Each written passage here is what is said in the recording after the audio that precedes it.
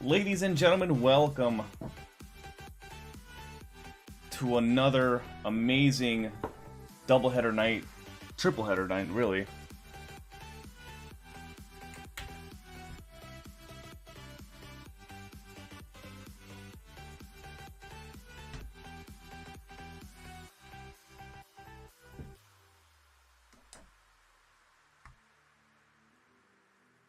What is up, everybody? I'm your boy Angel Rambo Jr. Welcome to another awesome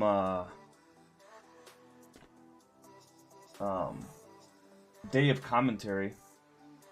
We got 3 games today, 2 of them which we'll cover for sure. We may cover that second one that's at 2 o'clock, I'm not sure. Depending on how these games go. Juica, thank you much for the sub, man. Thank you so much for the sub. I can't even speak, bro. Sorry about that. I had a long night. I'm gonna fix my webcam on stream here.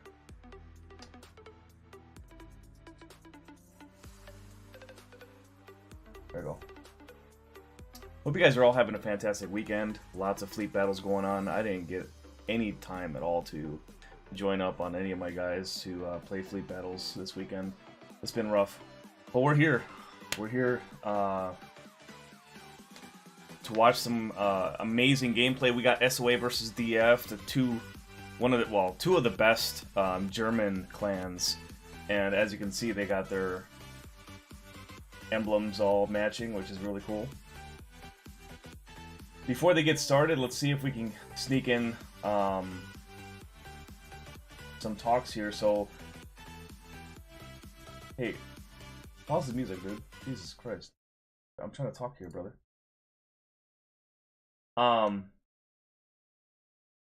So we got 5 possible maps to choose from. We got the first one's gonna be Atlantic, second one Land of Fire, Crash Zone, Warrior's Path, and then the tiebreaker is gonna be Northern Waters. Again, that's Atlantic, Land of Fire, Crash Zone, Warrior's Path, and Northern Waters as the tiebreaker. So something that I've noticed, you know, this is Atlantic right here. Crossfires between A and B. Charlie's always the wild card on these maps. People tend to go out wide and may overextend. The northern spawn here has a much better chance of dominating Charlie because they can shoot over these islands over here. But these guys, they only have this little one in the front and then this one on the side. Alpha and Bravo, pretty standard back into caps, you know. There's nothing really special about that one. But Charlie is that wild card. If whoever wins that is going to win Bravo. Unless, you know, you lose A as well. But, excuse me. Next map on the list is Land of Fire. Make sure these guys haven't started yet. Alright. Land of Fire. Again, this is one of those where it can go either way between Alpha and Charlie. You don't really know what's going to happen. Something that I notice here is that Alpha tends to be the stalemate because of this island here. And then Charlie tends to be a stalemate as well, but a little easier to defend. Bravo tends to be the wild card on this map. We've had some teams try to do different strategies, trying to control these islands here. But a lot of times it's the flanks that win the game. So winning flanks, being aggressive, these teams know each other really well and it looks like they're readying up right now. So let's get on in there And we'll talk about Land of Fire after the fact.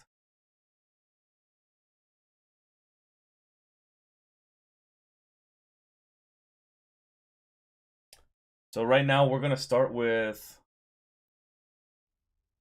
Not sure why there's no audio.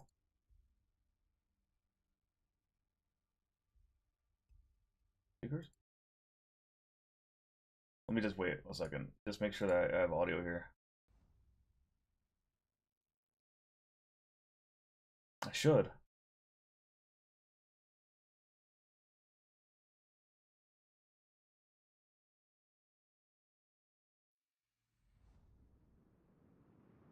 There's definitely audio. Okay. Just kind of quiet, huh? Oh, never mind. There's the audio. Okay, so right now we are on board with DF. Noise. MK Noise 117 and the Brindisi. We've seen a lot of Brindisi players in this tournament, and they've done really well. That sap just, man, especially if you team up with a destroyer, you could help them win that battle.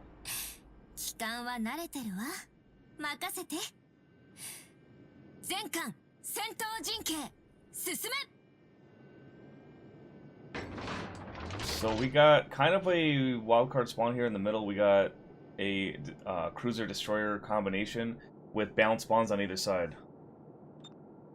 Noise is going to rotate to the left side, and they're going to try to hopefully get a crossfire going. Now, if these torpedoes were like... I don't know. Yeah, I was going to say, if they were a little bit longer range, I probably would have launched them to the left there. Like maybe 5 more kilometers, but because they're only, I think, I should say only, I think they're 13.5, 15, somewhere in there. You might as well launch them towards the cap because that's the end of their range anyway. He's kind of rotating far. We'll see kind of what they do, but it looks like they're trying to set up crossfires here at Charlie, get a battleship over to the middle, cruiser to the far right side. Instead of stacking a cruiser and battleship like we saw last week, or on, was it actually Friday, sorry. I guess technically last week. 2 destroyers spotted for SOA and a cruiser spotted in the middle. There's Lucian middle, small on left side. Here comes Delaware torpedo planes on that cruiser here at Alpha. Was able to successfully dodge them. Very nice. Train leader spotted for SOA. 1 ricochet for Noise. Right now, I don't know if you guys can see this, but at Charlie, DF has a DD backing into the cap, but it's a 3v1 right now. And here comes torpedoes from the small end. He's going to get a hit here on Noise. Luckily, it's just small and torps. Not something like Hyatt that would have hurt even worse. Torpedoes reloaded now for Noise.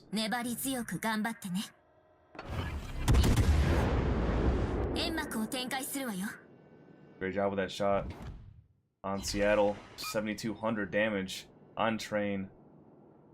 And their Brindisi looks like he hit it, the Alaska's, or not the Alaska, Jesus. Their cruiser as well, I think it was a Petro. SOA with the cap on Charlie. But now the cruiser for DF is helping out the destroyer at Charlie. Train leader trying to get a crossfire going for SOA. And here comes torpedo planes on that cruiser once again.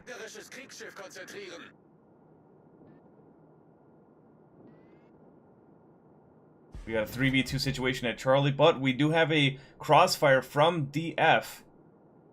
We'll see if he's going to help with that Charlie cap. There's a contest going on there now, and a contest at Bravo, as well as Alpha. No team giving each other the edge at all. They're just trying to find out who's going to make the first mistake.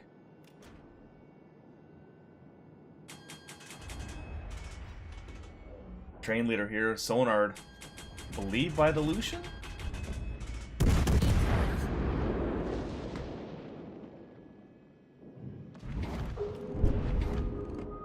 Temeraire in the middle. And Z46 at Bravo, great cap contester. Not the best tier 8, but it's great for this mode. And here comes the torpedo planes. Still sonar, definitely not by Z46.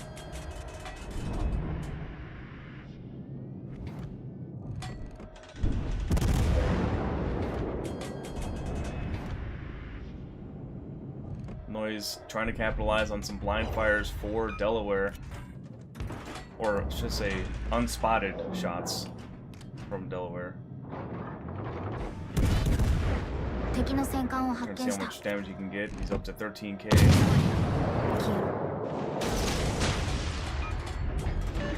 Decent damage so far on Delaware. He needs to be careful though. There's a cruiser on that left side for A.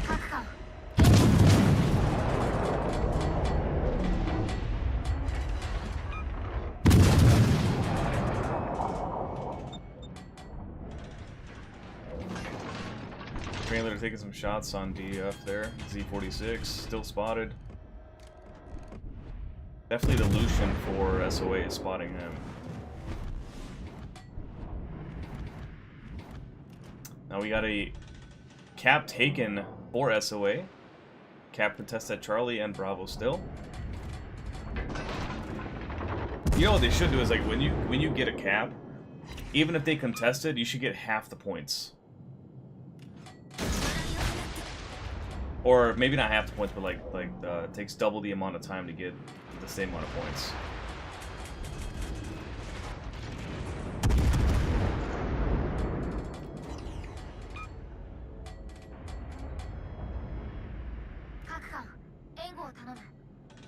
But I guess that would kind of make the games a little quicker. Maybe. This is something interesting. Oh, it's Chungmu at Charlie, okay. That's probably the second Chungmu I've seen instead of Smolin, so people like the Chungmu over the Smolin. Y'all know what I would pick. But just because you like the ship doesn't mean that it's going to be good in comp, right? You got to actually perform and show your guys that it's going to perform, so. Good shots on for train leader on that Chungmu. Got incapacitation. And Temeraire backed up. Here goes train leader. Ooh, that's horrible dispersion. Oh my god. Oh, the secondaries? Train leader switching over to AP, hoping to get some fires. Does not. AP on Seattle is pretty decent.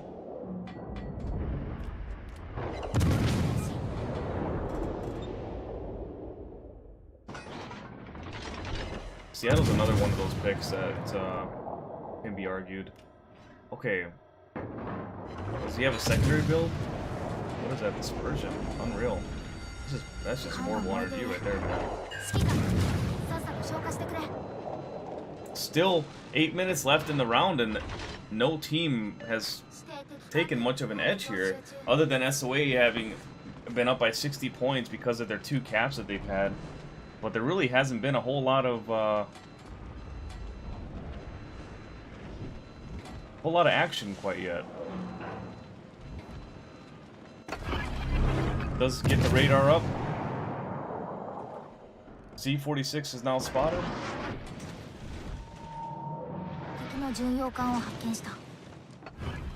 Get some sneaky shots here for Z46. I'm not surprised that this game has been kind of a stalemate. These two teams play very, very similar.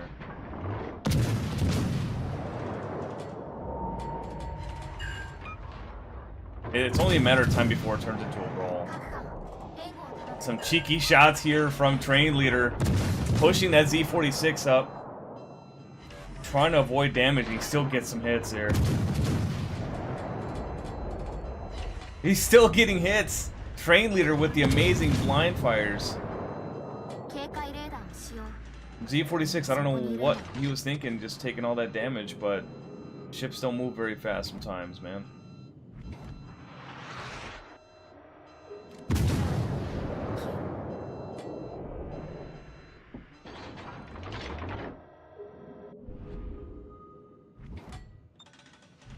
Now DF securing Alpha. Almost done securing it. We'll see if SOA is going to be able to contest here.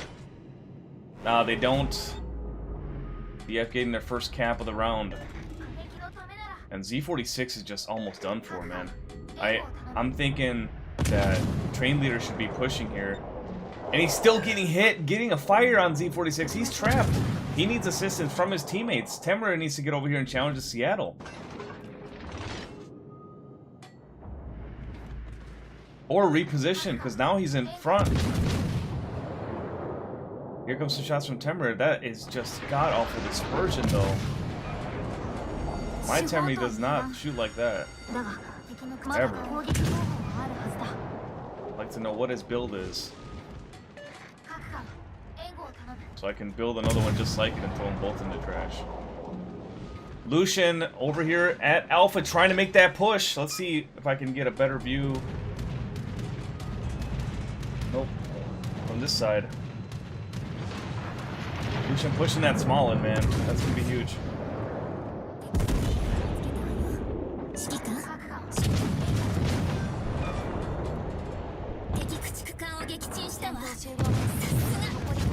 Small one going down. And Train Leader, can he trade?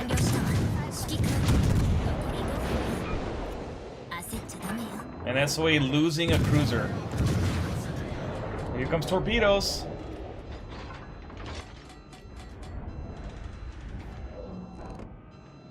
It's a great job from Brindisi.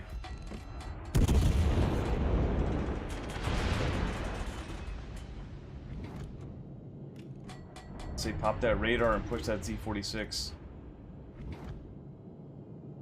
Gotta get a kill here, guys. Down by almost 200 points. DF being very patient. Again, both teams are looking for mistakes. And DF is definitely coming out on top right now. Oh, Delaware spotted Train Leader, and there's a broadside shot. Very fortunate, very fortunate. He only lost 5k off of that. But now he's sandwiched between two battleships. I'm thinking this Lucian might want to do something about that Z46, get him out of there, get that cap. But now, SOA is not getting any points right now. Everything is being contested. Here come shots. And here comes the Delaware torpedo planes. Which, we've all kind of been honest about it, that there really hasn't been a ton of effect from those Delaware planes in this tournament. We've had one match where Delaware did really well. Train Leader is in a whole lot of trouble right now, trying to get out of that spot from that cruiser back there. And Z46 still spotted for another 15 seconds, but can someone take that kill? It's just taking way too long. And down goes Train Leader. Temmie's gonna probably avoid these torpedoes because they were spotted by the Z46. By the way, Z46, you know, I get that he was getting smacked around here at Bravo, but holding his own like that, that's a hell of a play, man. He refused to give that spot up.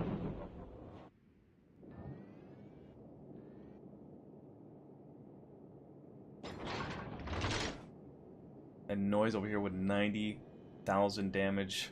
Torpedo hit a kill and an assist. Can SOA respond? And we've seen a lot of these games go kind of lopsided on this map. We haven't really seen close matches here. These first two games are always a slugfest.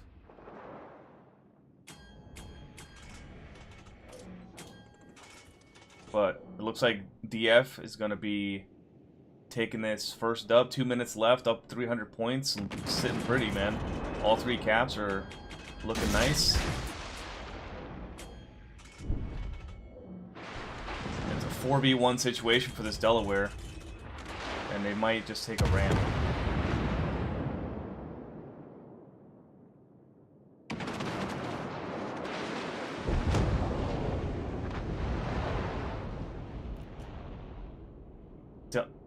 Delaware just got a double strike? What just happened?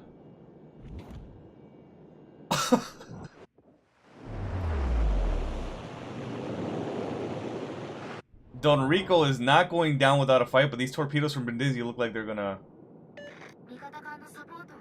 take him. Never mind.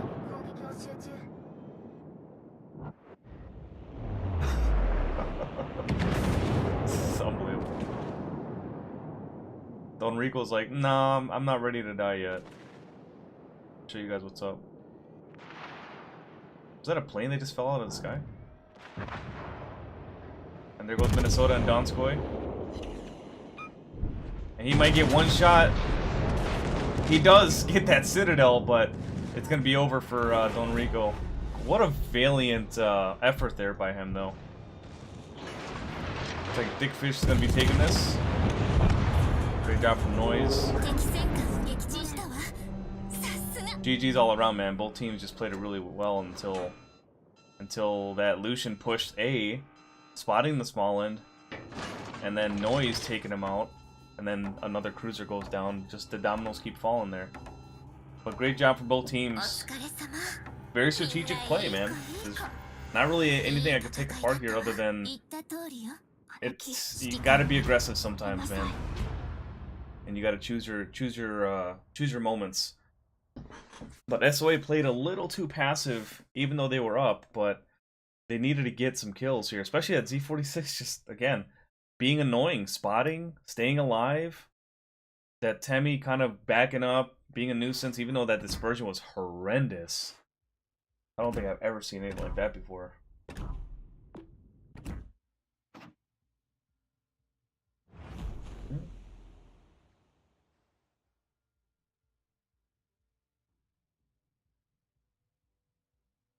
What happened here? Stream fall?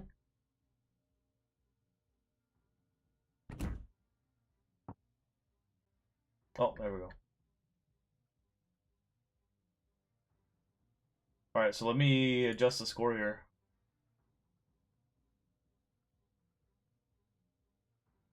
X. Oops. Nope, not what I meant to do. There we go.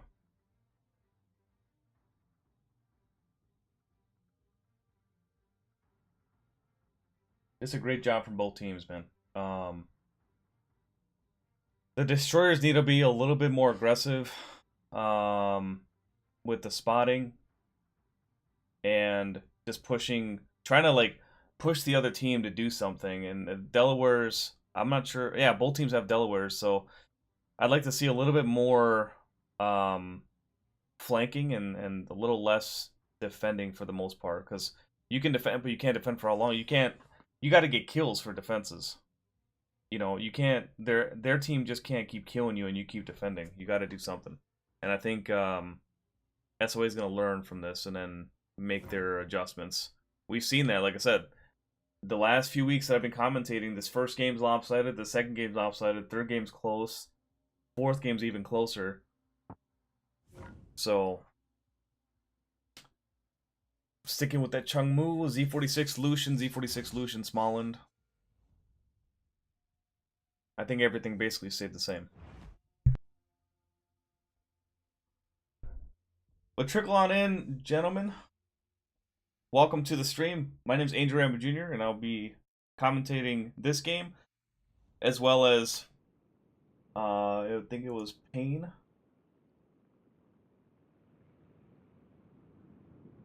Versus, I already messed up here.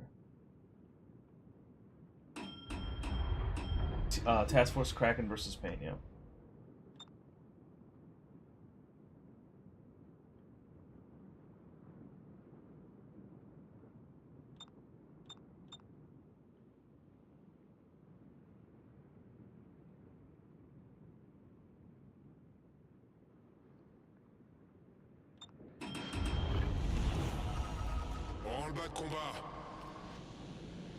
And here we go. Let's go on with SOA this time here. So with train leader. Actually, let me do this.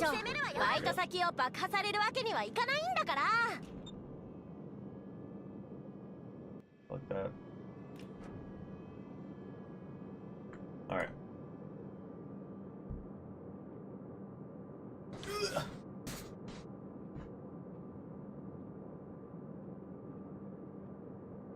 Train leader spot, heading over to the far left side. We got a 3-3-2 spawn from right to left for SOA.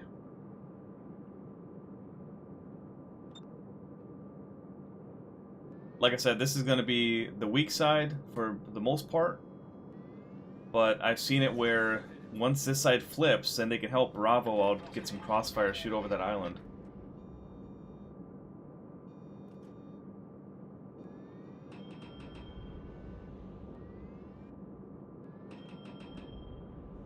Train leader now spotted. He switched over to San Luis from Seattle. I think that's a good choice. Now gets a spot from Salem, or on Salem.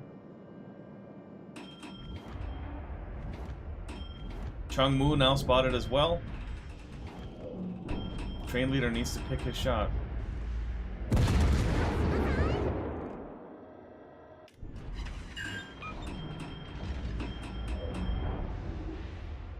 Now, in theory, he could rush Salem, because now he's going to be, they're going to be basically perma spotted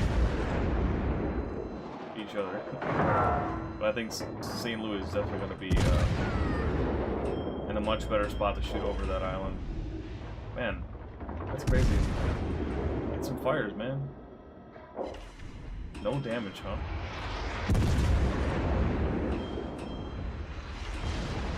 Unbelievable. That's a lot of shatters. There we go. Get some fire. Then Pool Shark knocks the gun. He needs to be very careful. Now he has double fires. Now Salem has a pretty decent heal.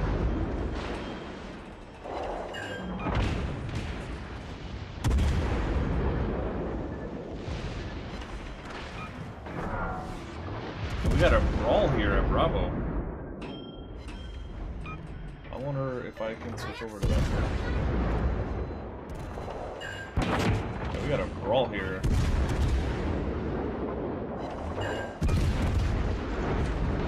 There's the cruiser and the DD.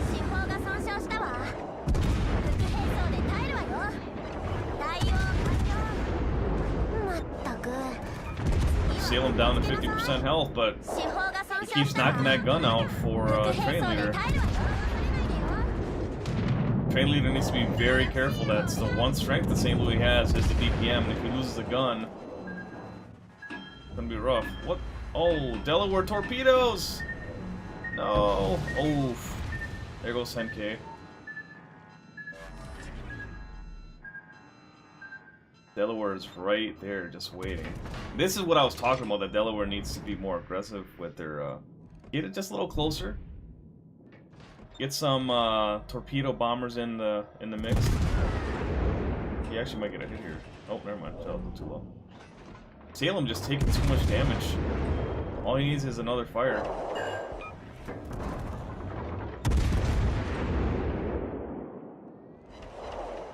There it is. Oh, man! Getting smacked. That's from Delaware. This DD at Charlie, you gotta protect Train Leader. You gotta get some spots, brother. He needs assistance. He's taking out this cruiser for you. You might as well spot. He is not moving whatsoever. Like, you gotta get spots, man. That's a nasty hit from Delaware.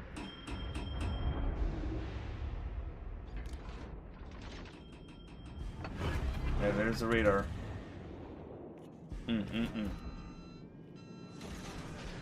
not sure what that DD is doing for SOA here at Charlie, but he gotta be moving.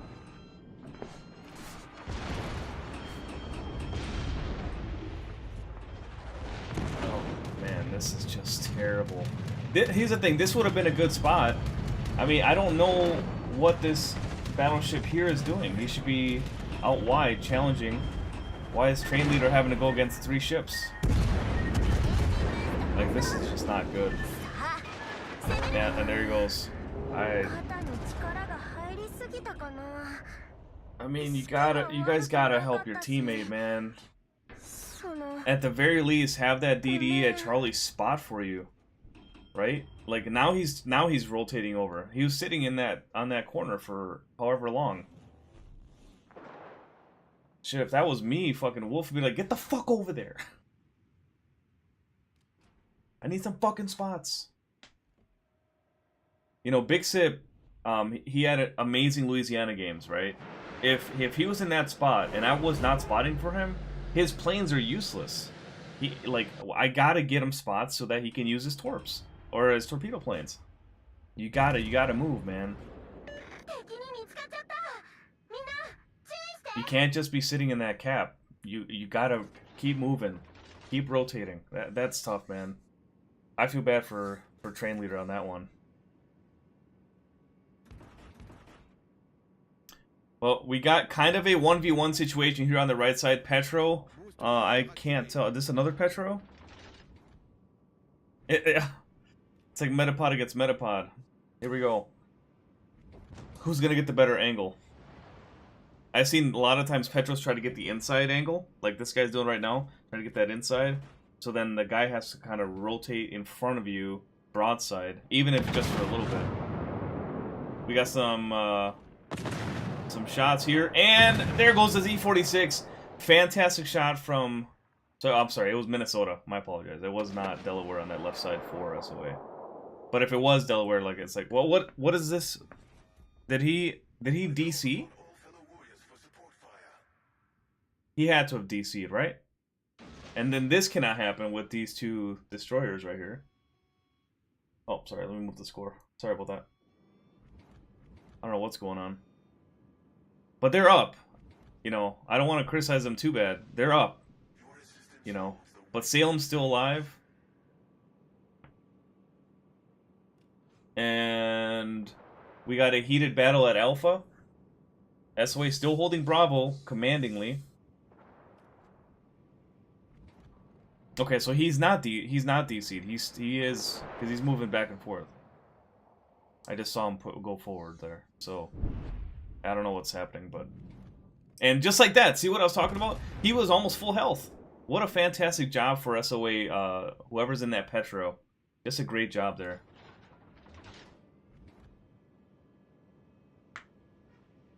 It's a 3v1 though. That Petro is in a world of hurt here, but I think that's the Temeraire. They stick with that. And here comes torpedoes. Small and torps. Negative hits.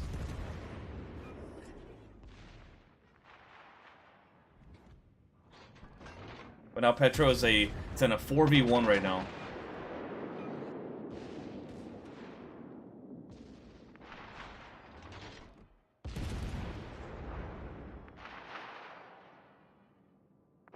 Now, let's hope this Delaware here at Alpha can help out and get some planes, because he could get a strike here. And there's the DD. Now, with him, I wouldn't necessarily go for a ram. But I guess he's... I don't know what's happening.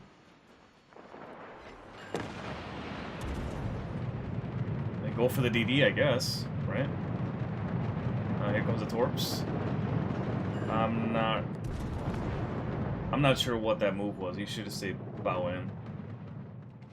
I thought he was gonna ram, or maybe he was gonna ram and then just messed up, but now he just kind of lost his flank for them. Delaware now is on 3 fires. Let's head on over to this. There we go.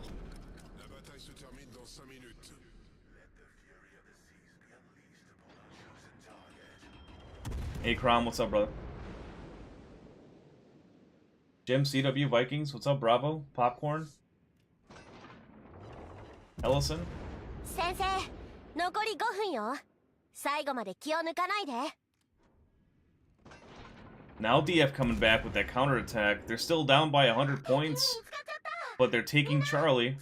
It looks like, unless it's... No, it's still contested, but they did take Alpha. Bravo still being that wild card, giving SOA points.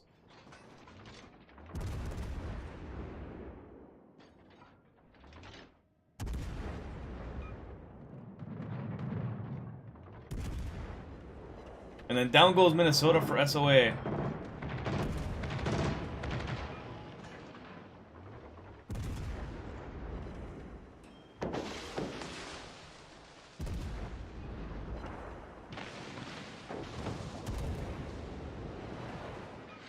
Delaware taking out the Petro. It's a decent trade to try to keep their hopes up. Up by 80 points. We'll see if he takes another good salvo on someone so that his team can clean it up. There's another fire on Delaware. Man. It's a great job from Noise. He switched out from Brindisi to St. Louis as well.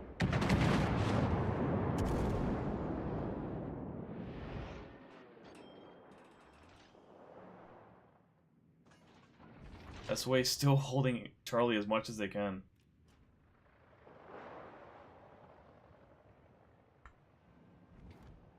And we got torpedoes on the DF battleship. See if he takes any. Looks like he doesn't. I'm trying to figure out why this DD's over here by the battleship. He's trying to keep spots. I'm not sure. But they're working together. I know that they're doing comms and stuff and working it out, working out the plan on how they're gonna get out of this. Meanwhile, Charlie is it's just a slaughterfest over here. Everyone's just getting slapped around. And that Salem's healed up already to half.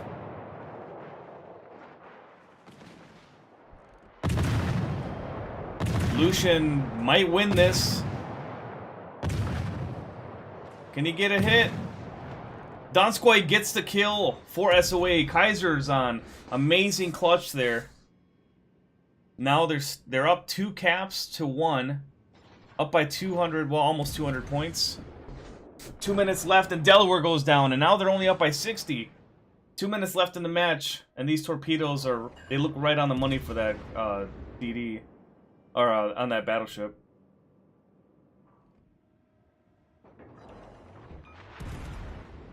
Well, we got a cruiser here that's going to be crossfired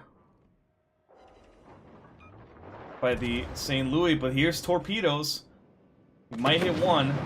Is that going to be enough? Nope, it is not. He's broadside to that St. Louis on the right. And Small taking out the Temeraire. But this cruiser is about to go down. Hopefully he can help kill that Salem. Does get a nice hit. Down goes Kaiser.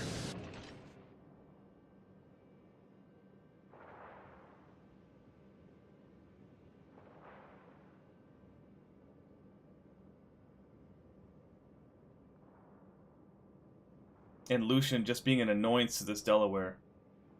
It's a 3 DDs holding the hopes for SOA winning this round 2.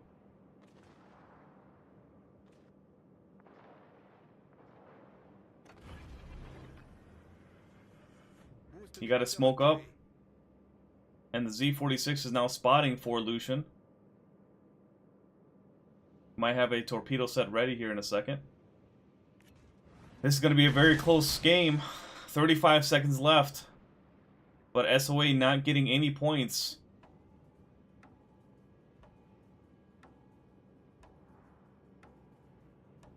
Is this live? This ain't live. Is it? Yeah, this ain't live. They're behind a little bit.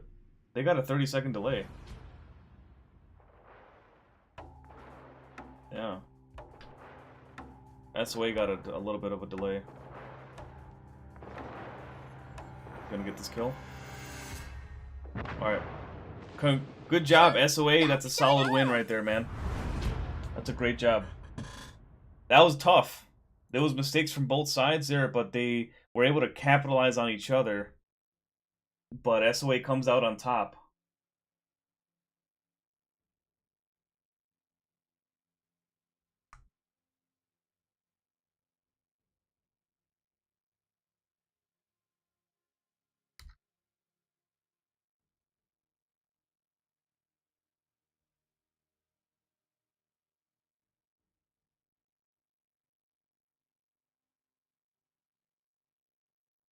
Yeah, there was a lot going on there to digest. But this next map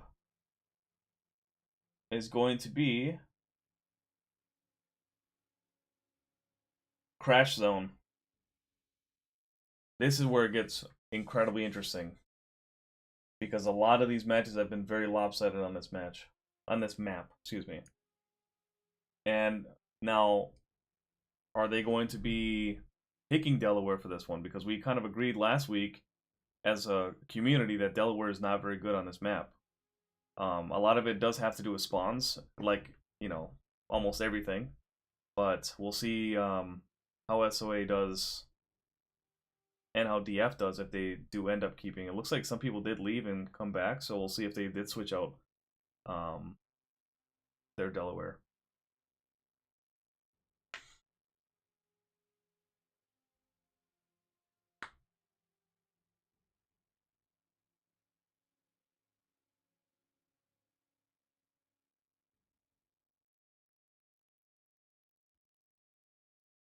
But again, like I said in the first game, continuous spotting, man. Help your guys out.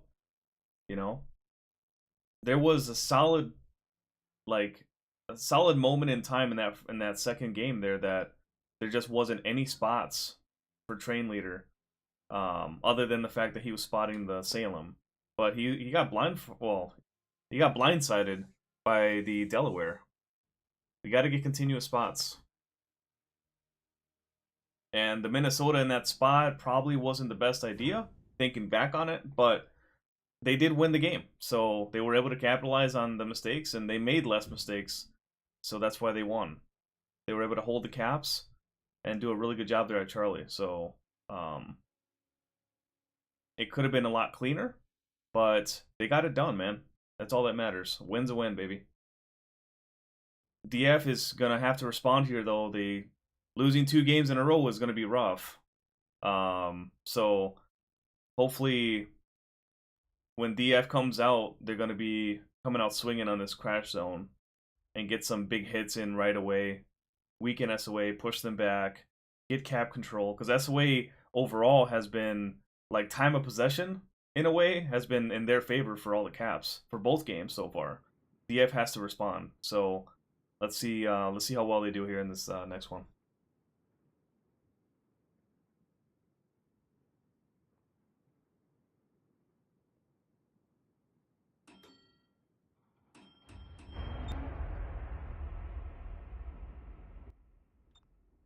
They have like the same ship, so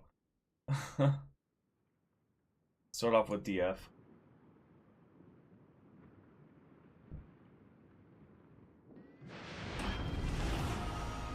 Branle-bas de combat.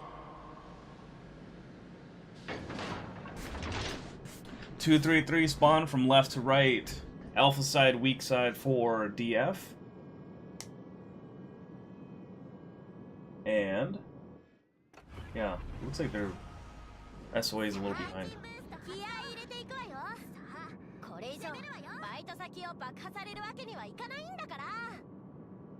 Stuck with San Luis this time. Both teams did. I didn't get to see what their pick was. Let me see. Oh, never mind. I'm not gonna do that. There we go.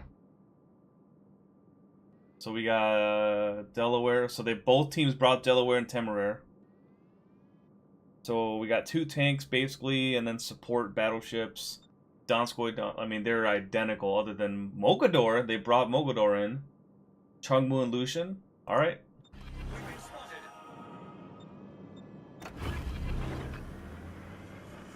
Boost des moteurs activé.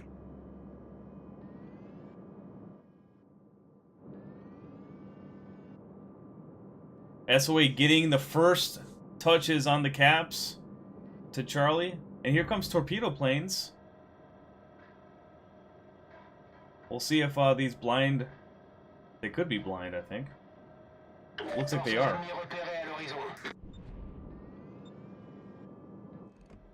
Unless he was spotted there at Charlie, but I highly doubt it. And Delaware for SOA on their far left flank. And these are going to be Small Torps that hit the Lucian at Charlie. What a great torpedo hit.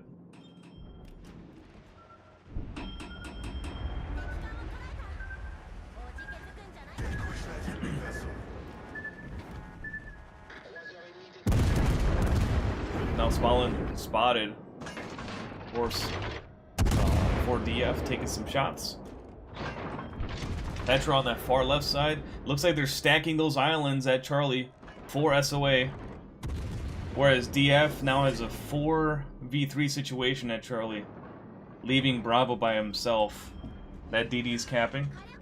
Looks like it's now contested.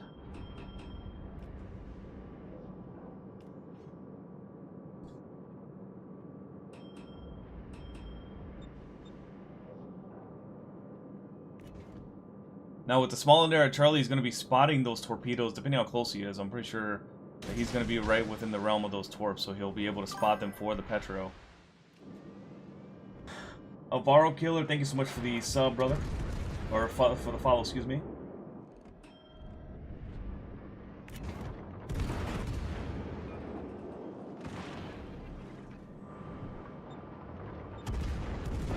Dimension Verstand. Thank you so much for the sub, man. I appreciate it. Welcome to Rambo Nation. Engine boost 解除。次は私と一緒に乗る？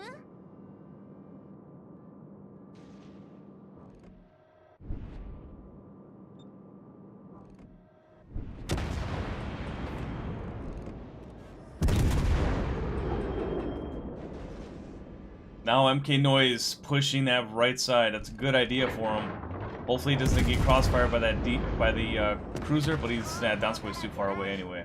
But now it's a 4v4.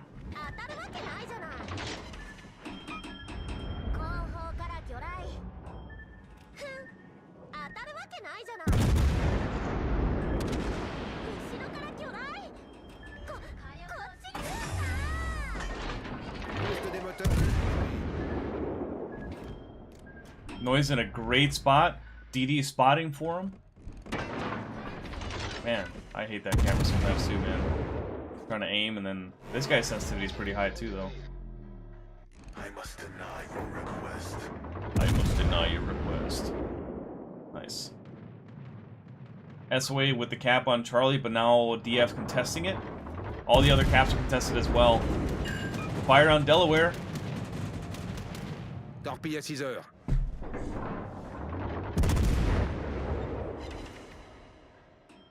See if this blind fire works.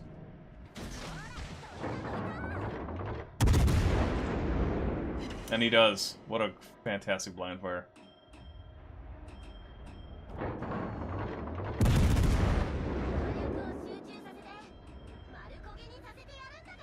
SOA getting into all the caps now.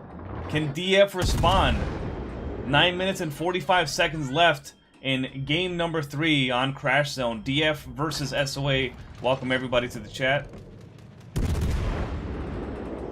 Be sure to sub to my OnlyFans.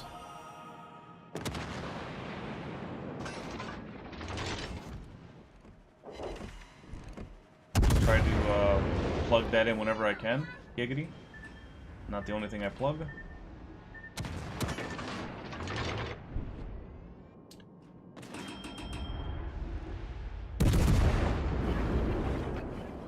SOA Smolin taking some damage. Hopefully he can avoid these shots from St. Louis. It's going to be huge, man, if he can avoid that. No, he does get the fire on Smolin. And down goes Donskoy for DF. And where, so I don't know, you guys probably didn't see that, but right here on your screen is where that Donskoy fell. On that one island that I asked about last weekend, because I didn't really ever see anybody go down there before, Giggity. But,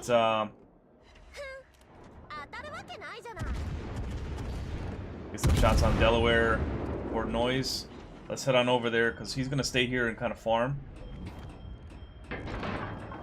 Train leader is on that right side, helping out on that kill for the Donskoy. He didn't get an assist though, so I wonder how I wonder who actually ended up getting the kill for that. He needs to be very careful pushing into that Delaware. Those torpedo planes are disgusting, and they can come out of nowhere. But it looks like he already launched them on that battleship at A. That's a great grouping. Oh, yep, there goes 15K. Right off the bat. Boost des moteurs activé. And here comes the DD, the Chungmu.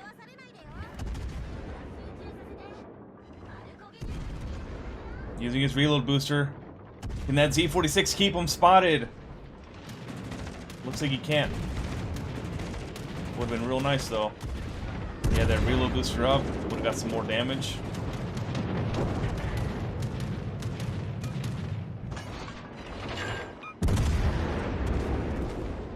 Train leader should get into a better spot so that he doesn't lose too much HP, but he does get the defense.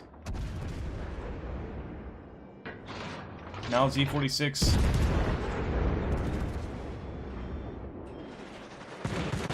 Five bar Z46 too. Oh.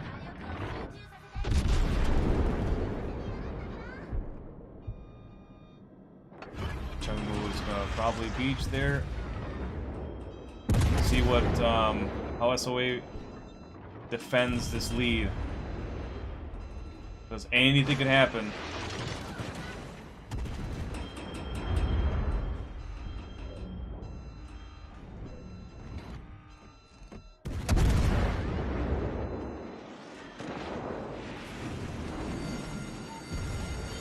We got some action going on here on that right flank now.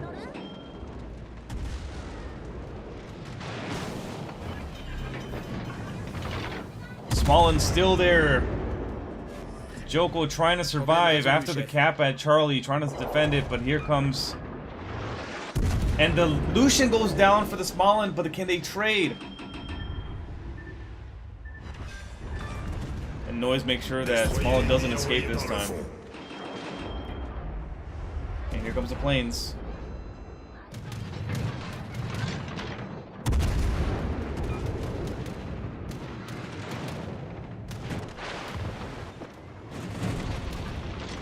Actually might be able to avoid these. Oh, no, he's gonna hit one. Oversteer. Dégâts critiques au moteur. Kaiser keeping Noise in this corner, not letting him breathe at all. Anytime he spotted, he launches shells right over here. SOA doing a great job of map control.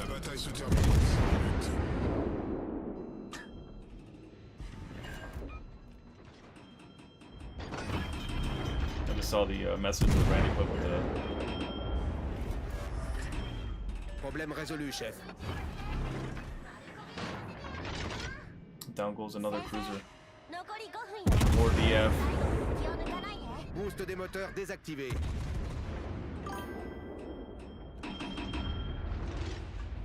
Sorrowful Music, thank you so much for the sub. Welcome to Rambo Nation, my friend. We got a lot going on here, but DF does have the pieces on the board to make a stand and make a comeback here to reclaim this lead. But they got to get some kills, man. They got to get 3 kills and 2 caps. It's still possible. But Delaware there, and he's going to take the shot, and he gets 10k, but he could have been a lot worse.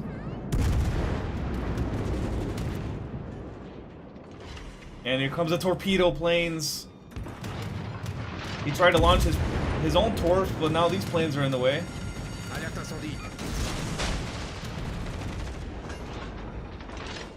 It's a 3v1 situation for Noise. Not sure if he's going to make it out of here alive. Definitely not. And Nopper's making sure that it does not happen. Just, again, great map control from SOA. Like I said before the match started, that SOA is doing a great job of what I call time of possession for this game. Just holding the caps. Making DF make mistakes, get a little aggressive. Over to train leader. Still 1v1ing this Delaware and winning. I'm sorry that I doubted you, my friend. I mean, that's just incredible. Because last time we checked, Delaware was in pretty good shape. And there's another fire. There might go Delaware. If he goes down, the chances of them coming back is going to be slim to none. Great job from SOA controlling the map. Look, Babaloo, thank you so much for the follow on Twitch. Well, welcome to Rambo Nation, my friend.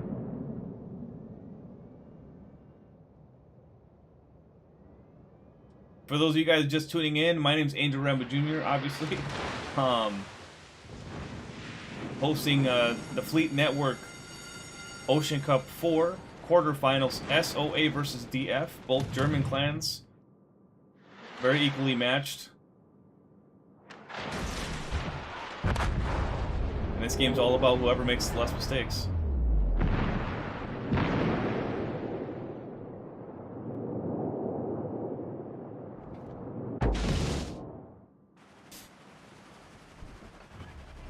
Looks like Mogador is sinking there.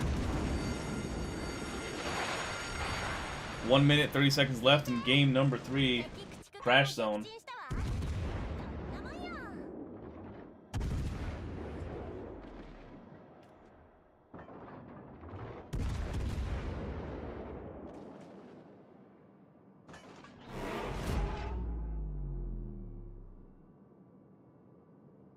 Yeah, there's not a whole lot that DF can do at this point. Anything they could have done, once that cruiser fell on that far left side, they didn't have any cruiser support. They just had a DD with a battleship. And they were full sending it to Charlie and trying to win that. But as a sign of good sportsmanship, this is what I was going to just talk about too, is this game is full of guys that, like, okay, we know we lost, let's just give up our ship. You know, this isn't about stats, this is about wins. So I've seen a lot of great sportsmanship in these fleet tournaments where it's like, all right, I'm not gonna sit there and drag the game out like it's standard, you know what I mean? So it's great sportsmanship overall, man. These guys have a lot of respect for each other. They even helped each other with the stream setup. When I was asking them for stream links, they're like, hey, we're working together on this, trying to get it to work. So,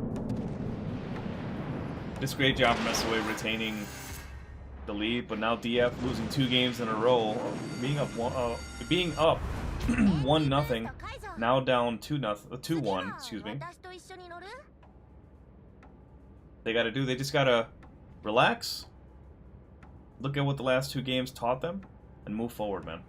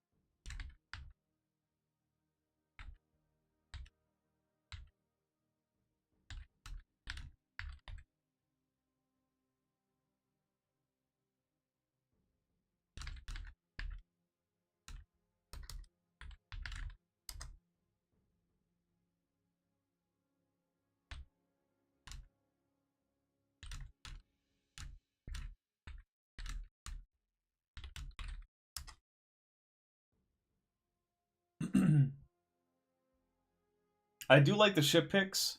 I do disagree with the battleship pick with Temeraire. And I actually did see in this game both Delawares doing pretty decent, given the situation. So, those are the 2 islands that I figured that they would excel at, if they were spawned there. So, the DD's bringing in Mogador, you know, if you're really good with it and you make it work, then yeah, go for it. but it kind of felt like he was uncomfortable a lot of times.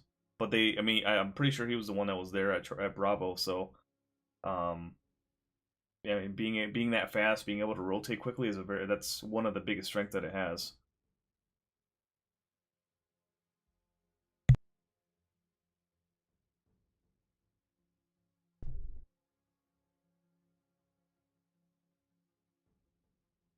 All right.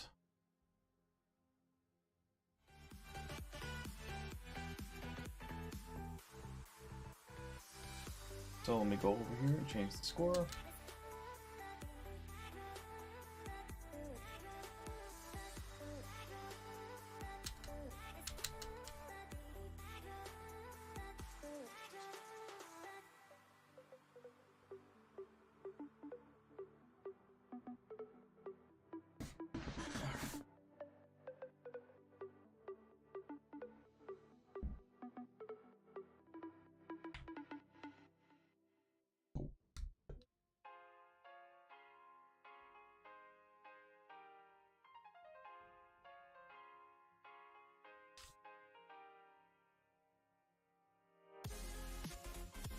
Hope you guys are enjoying your Sunday. Make sure you get your premiums done.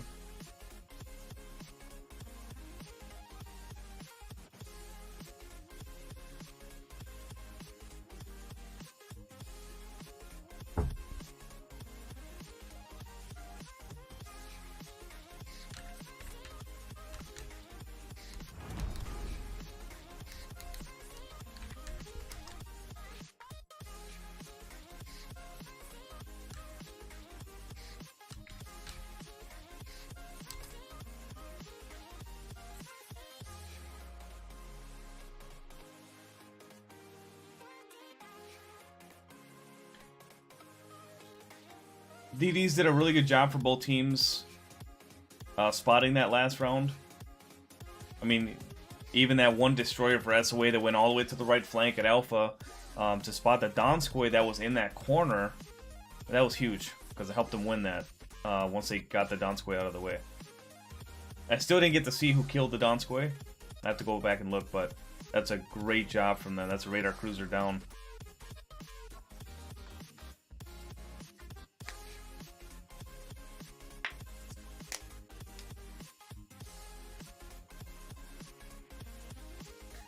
But this is a do or die for Dickfish. They can do it. Like I said, you just gotta stay calm, stay with it. Trust your teammates. Trust the process. Trust that everyone's doing their job.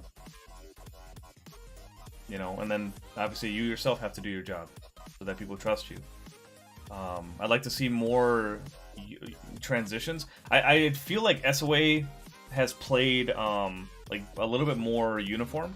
They played like they got a system, you know, where Dickfish does a lot of reactions to what the other team is doing, which does work, but when it doesn't work, you got to have a backup plan.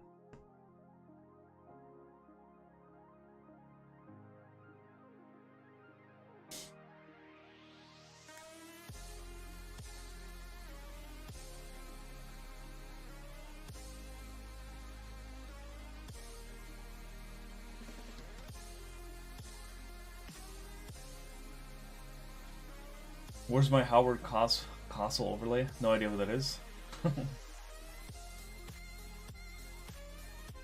Everything's on the table. Yep. This is the quarterfinals. Do or die, man.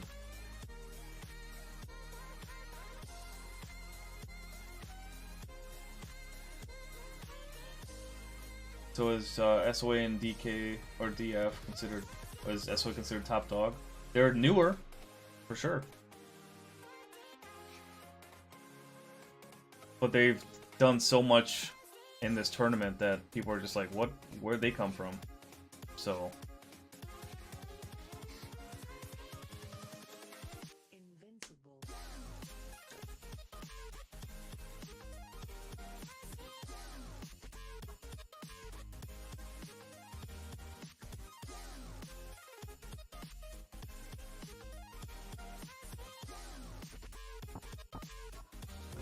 And here we go. Round number 4, guys. Do or die for DF. SOA up 2-1. Next map's gonna be Warriors Path.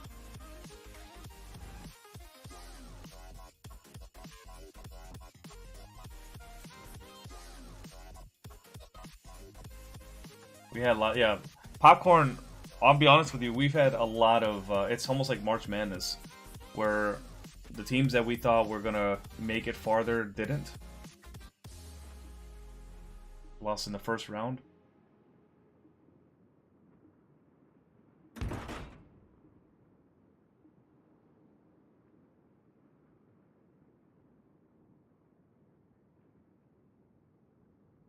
Gonna start this match with SOA. Oh, that's right, they're behind. Right? Let's see how far they're behind actually. Yeah, they're behind 20 seconds. Or 30 seconds almost.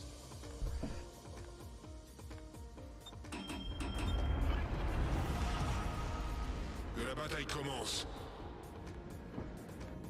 Welcome everybody to the stream. This is game 4, SOA versus DF. Ocean Cup 4, the Fleet Network. Brought to you by Taco Bell, Live Moss. And Propel. Where greatness begins with a drink.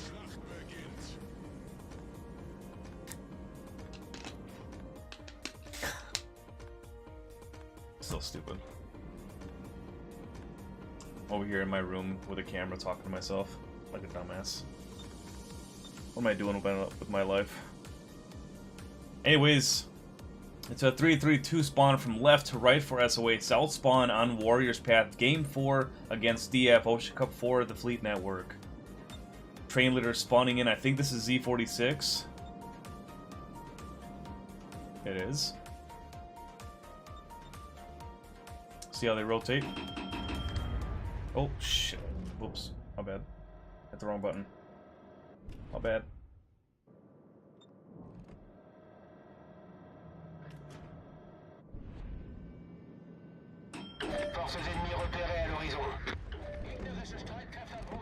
Donskoy now spotted for train leader. Let me get this guy down just a little bit while we watch.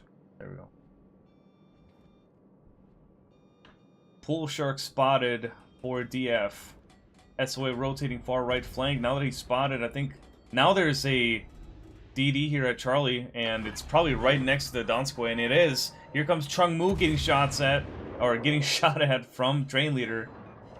Great shot from train leader. Now he picked Tulsa instead of San Luis. It's actually a great call too. Chung Moo down to 50. What a horrible dispersion that was. My god. 10 seconds left on his radar. Might get one hit. Gets none. Somebody else from that left side hit him. Man, what is this dispersion? Oh, I'd be so mad. 2 more hits. Probably get another 2. This gets to 1. But Chung Moo down 9k and whatever else the other ships got off of him.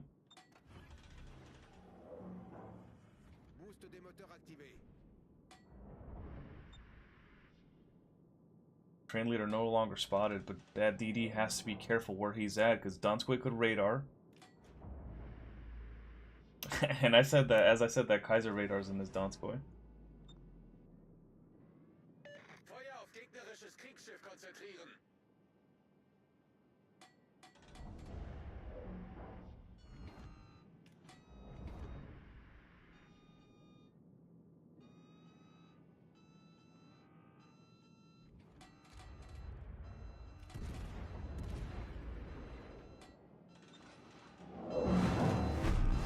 Sorry, I'll turn the volume up. I don't know why I had it down so low.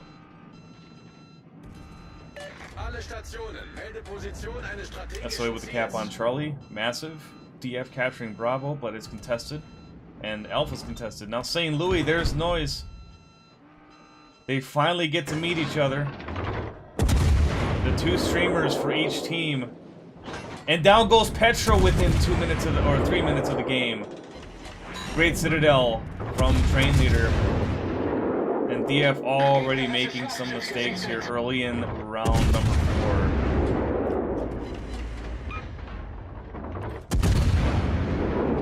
Chung Mu spotted by that destroyer. Torpedos voraus. He needs to be very careful. Because he could get radared, and he is. Donskoy's there trying to clean up the Z-46. Massive hits on Z-46 for SOA. He needs to get away. If he does, all they have to do now is hold this side. And Chung Mu now spotted. Train Leader not looking where the Chung Mu is.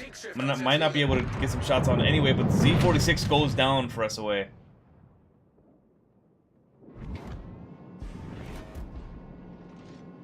Capitalizing on that. I think once you captured Charlie, he could have left there and just maybe could have spotted, but he does get more radar. It's a 4v1 situation on the right side, but the destroyer, excuse me, I felt like I was getting threats here for a second. For DF at Bravo, Z-46 now being targeted by the cruiser for SOA. He's getting pushed out of cover, and he's probably going to go down. We'll see if the cruiser, though, can stay with it. And shots go out to Donskoy. Actually, sorry, the Delaware, 20k off Delaware, massive hit.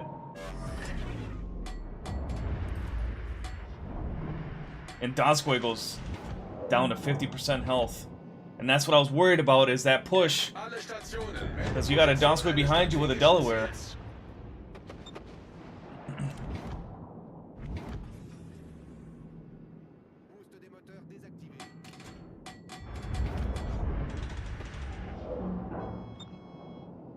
Hopefully that Donskoy can escape, and he doesn't. Pool Shark claiming that kill. Now their SOA is down by 50, no caps.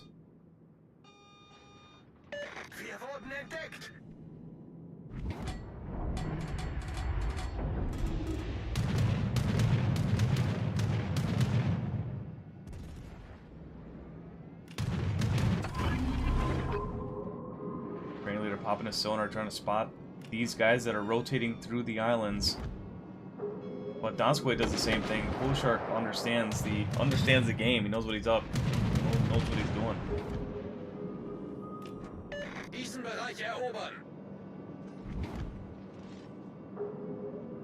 This way, trying to cap Charlie.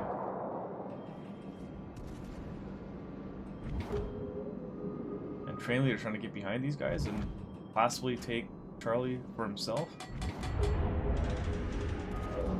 We'll see if the battleship here in the middle for SOA can get something going. Smolin radaring their DD at Alpha, who now just got kind of caught out in the open a little bit. There's a battle going on there.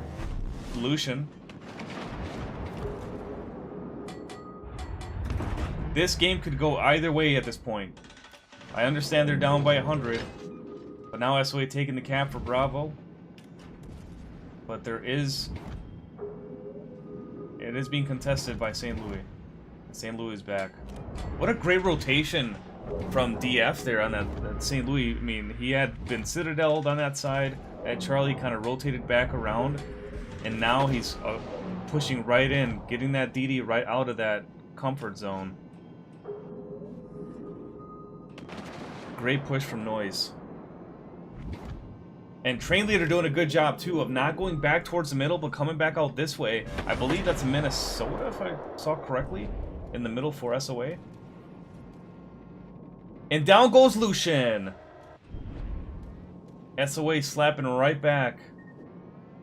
I think Train Leader's doing a good job of keeping these guys, like guessing. Like, is he going to get behind him, or is he going to come back and help in the middle? That's a great... It's a great job from Train Leader. SOA up on the kills, down on the points. Now getting the A cap. That is massive, because now they have an established flank that they can work off of.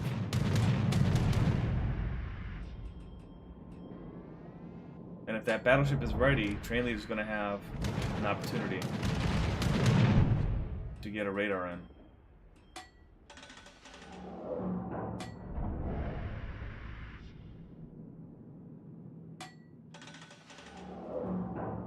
St. Louis going down to half health.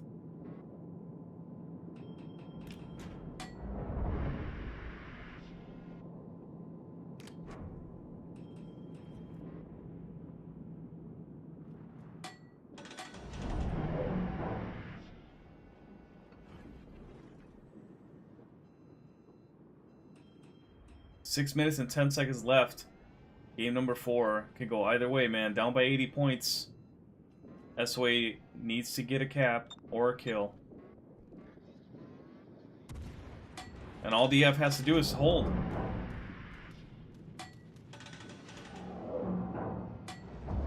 Train leader could pop that radar if you wanted to, but he'd much rather wait for the sonar.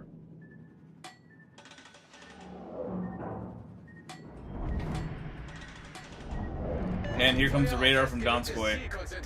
Now they know where he is.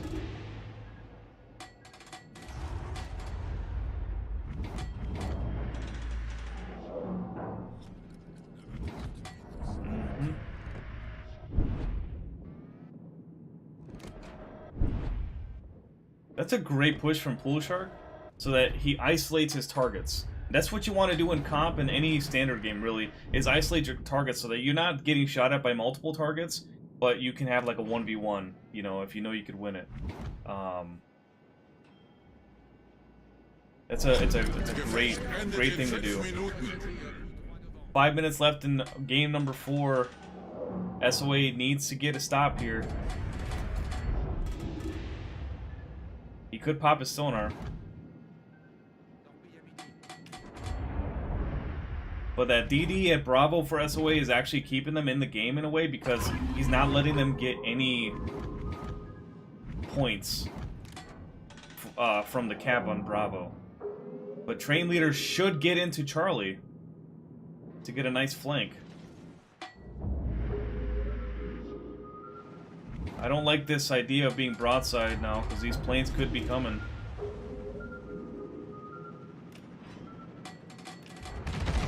If he goes into Charlie, at least he can stop the point differential. 4 minutes left. Oh, and there goes Delaware with the very slow rotation, but he was able to rotate that way because there wasn't really anything over here stopping him. DF. Just a great rotation. He knows there's nothing out here, there's no DD that's going to bother me. The only thing that's going to bother me is this Tulsa if he tries to ram. I'm not going to lie to you though. Train leader's been having some disgusting, like, dispersion. It's unbelievable. And train leader trying to go in for the ram, probably. That's what I would do. Just get the damage. Oh, he does get the kill! Oh, that is massive. I didn't think he would. Oh, that's a severe blow to DF, but they're still up by 70 points.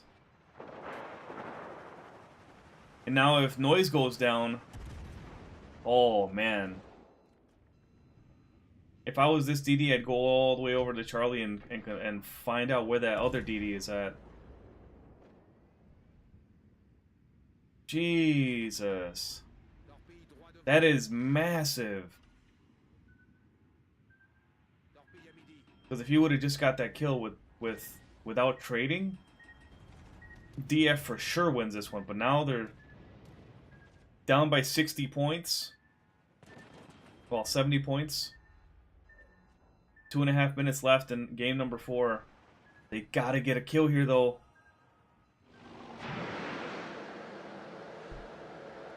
And maybe staying at Bravo was a good choice for that DD. Just, like I said, keeping them...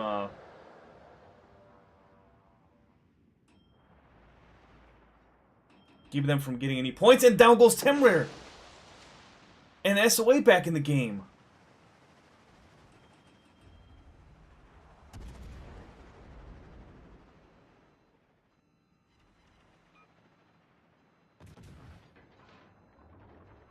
This is massive for SOA, who's been suffering for almost 15 minutes.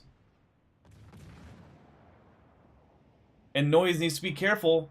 He's pushing back a little too far. He's going to get shot at from the battleship, but I think it might be over for him anyway. That DD's coming in. Now the battleship shot at Donskoy. Massive hit. Could have been a lot worse. And down goes St. Louis. Here comes the Dominoes.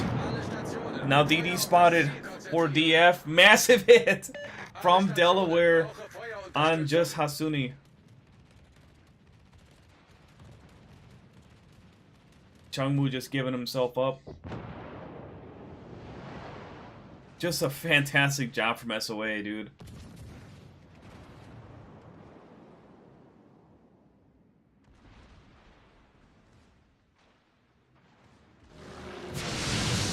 Here comes Donskoy with the push. Can Delaware turn his back gun in time? I don't think he will.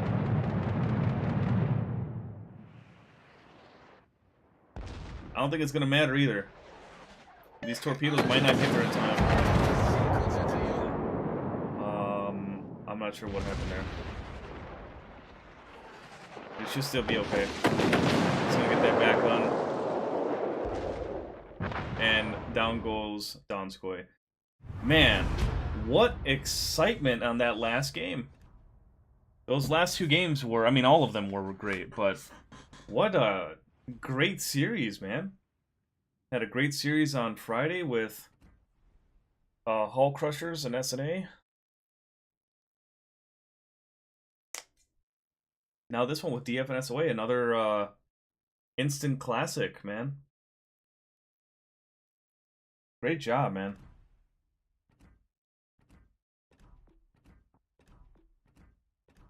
With SOA winning 3 games in a row after losing the first one.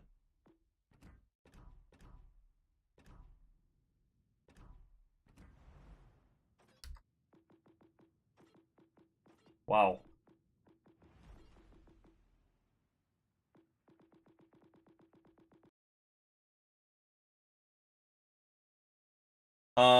Yeah.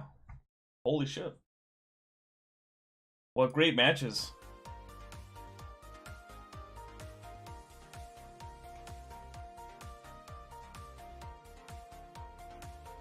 What do you guys think in the chat? I mean, just unbelievable. We got a game here in about half an hour. So, stay tuned for that. I'm gonna change the title here.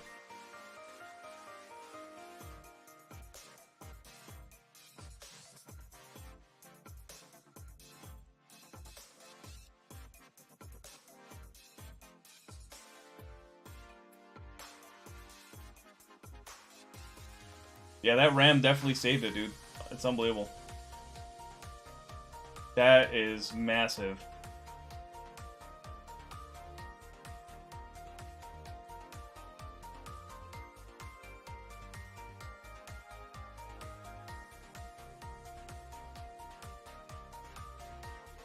Come on, man. What am I... Okay. Sorry, guys. Jesus. Here we got my boys in Painkillers versus Task Force Kraken.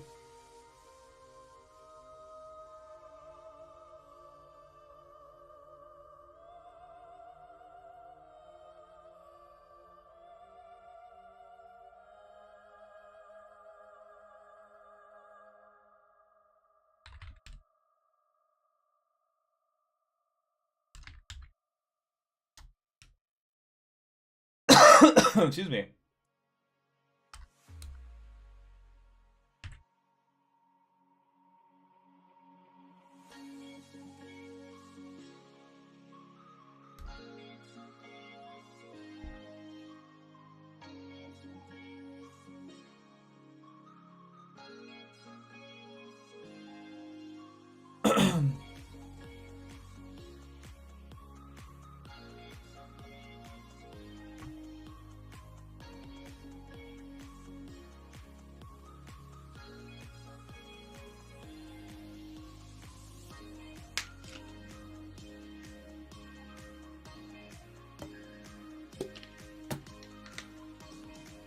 Just unreal.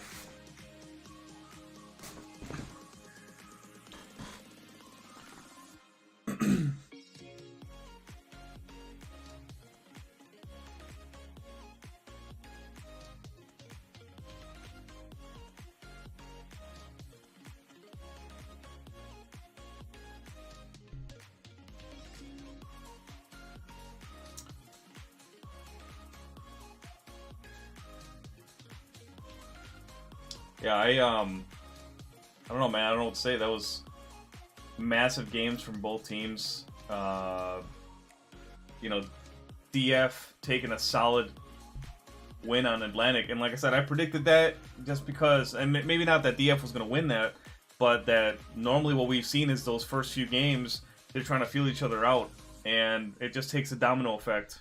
And then once SOA settled in and won that game 2, they just didn't look back.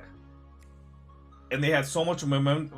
They had so much momentum going into that last game that even though they were down for the majority of it, they were calm and collected. They're like, "We got this.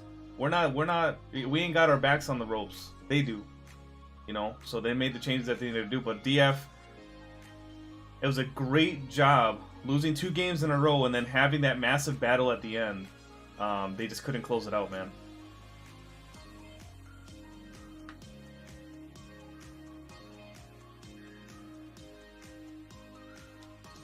SOA definitely put every fleet on notice. I mean, they made it far. Now they're in the semifinals. And this is, I believe, their first tournament together as a clan. I could be totally wrong on that. So correct me if I'm wrong. But there are rumors about how great they were playing spread like wildfire. I mean, I live in a cave, and I heard about it, so... Just great job from both teams.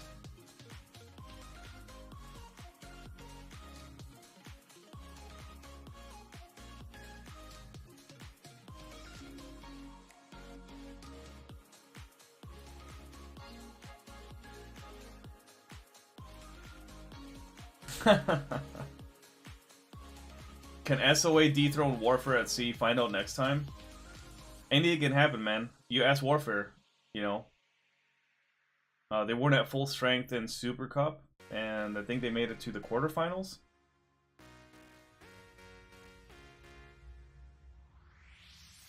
And lost to Salty, and then Salty lost to CRD. And then CRD lost to us. But anything can happen. You know, one thing I will say is this: when it comes to the reasoning behind losses, and one of them being, well, we weren't at full strength.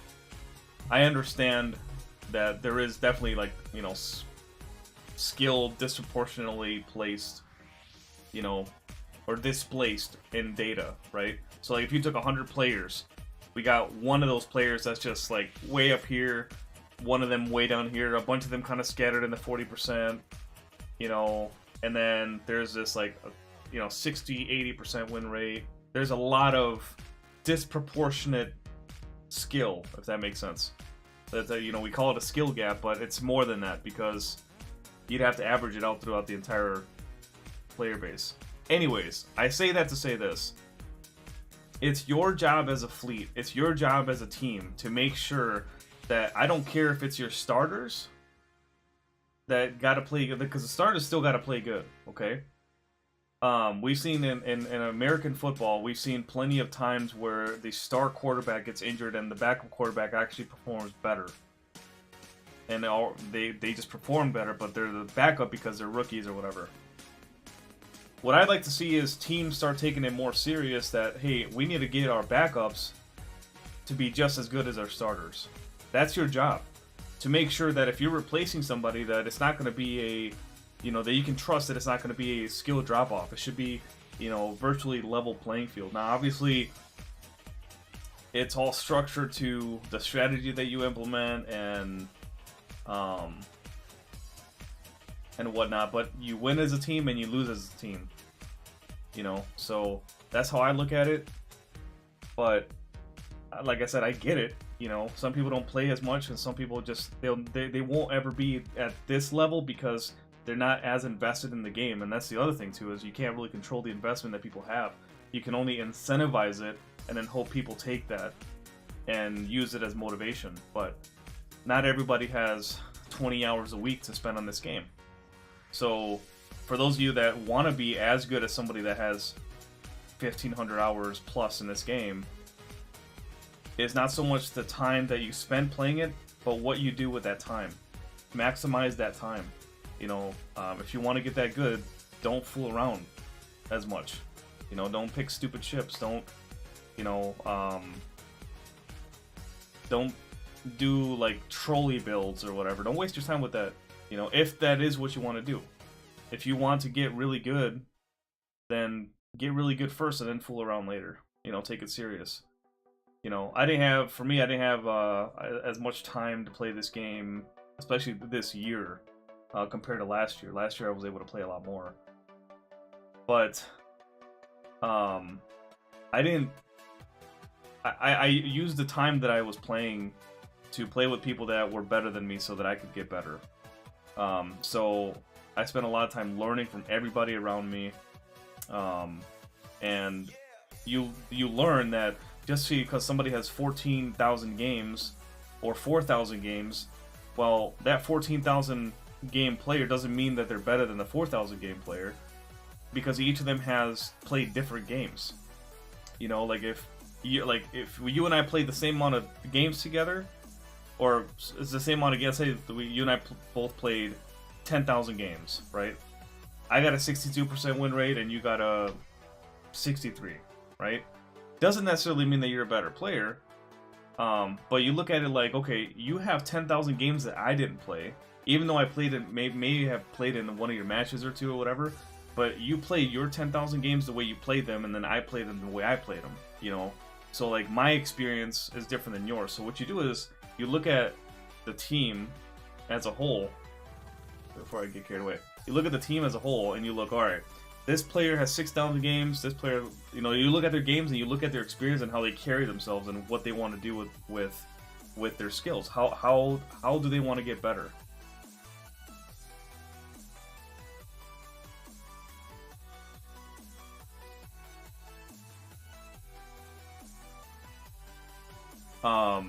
And you got to be able to,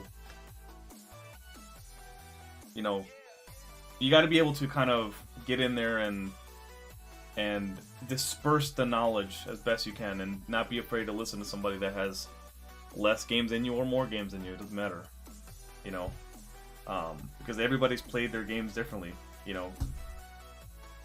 So I take out the Nelson is my most played ship. I have 400 some games in it, and somebody else has 160. Okay, well, they tell me, well, you should try it like this. Well, I will try it like that if it works, right? Because you didn't play those 160 games that he played. It's impossible. You just can't do that. So you kind of help everybody out.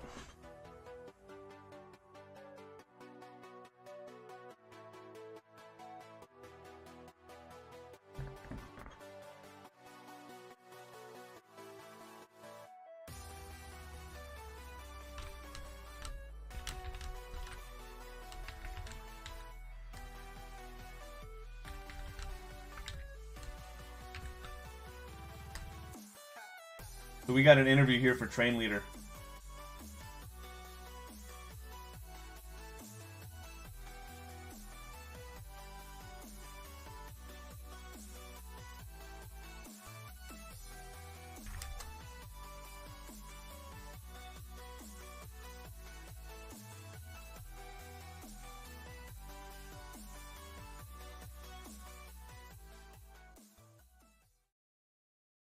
And we'll see here. Again, just great job from DF.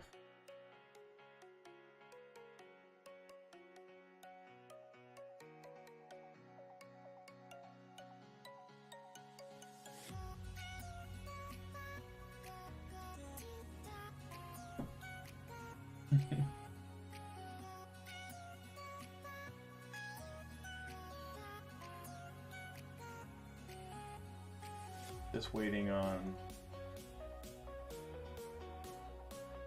Train Leader here for an interview. I don't think Anybody from TF wants to... They might, I'm not sure. I'm waiting for them to get back to me.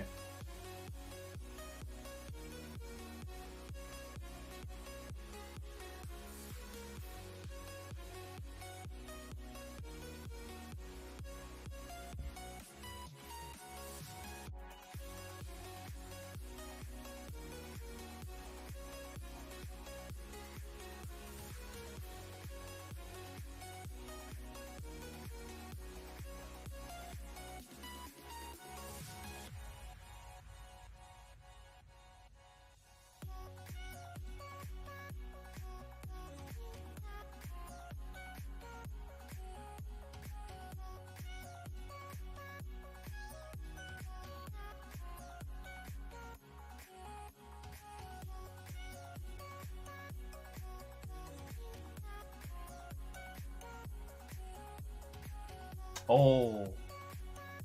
Wait, what? Oh, I see. Never mind. Never mind.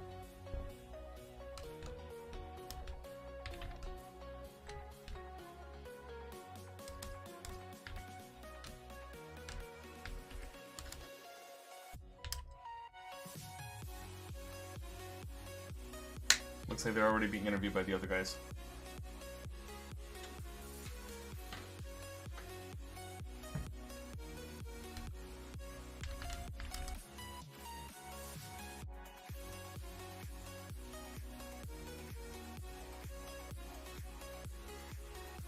We'll just wait for them to be done with that. I'm gonna see this next game, PA1N versus Task Force Kraken. Not worried about my guys sending me the link. They know who to send it to, but Task Force Kraken, I don't really talk to them as much. Trying to always figure out who they are. I'm sorry, who their fleet leader is to talk to them about the stream link.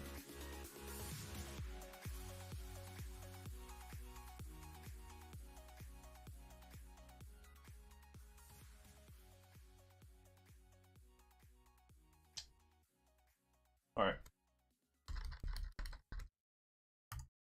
Wipe the score, baby.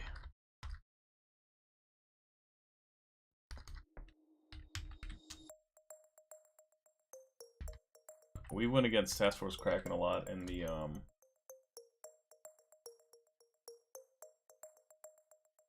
Fleet Cup, and they are very good at their job. Actually, did I spell that right? Yeah, okay.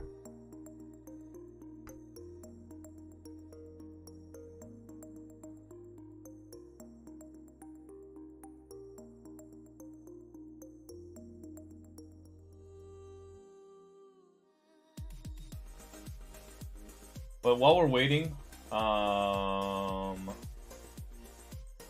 again, these are the maps. Oh, wow, Jesus Christ. Really? No point in making that bigger. Atlantic, Land of Fire, Crash Zone, Warriors Path, and Tiebreakers, Northern Water. So far, we have not had any tiebreakers yet. And I don't like Northern Waters. Shit sucks.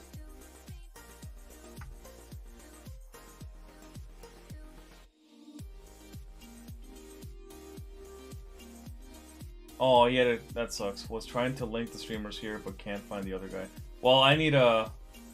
I gotta cover PA1N versus Task Force Kraken here in 20 minutes anyway.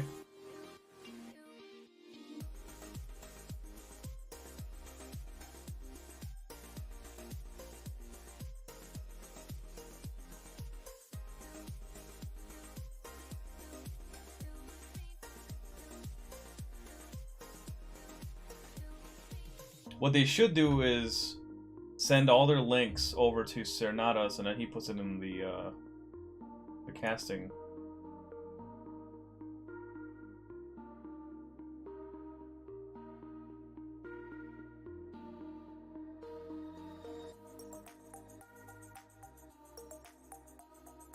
Oh. Crap.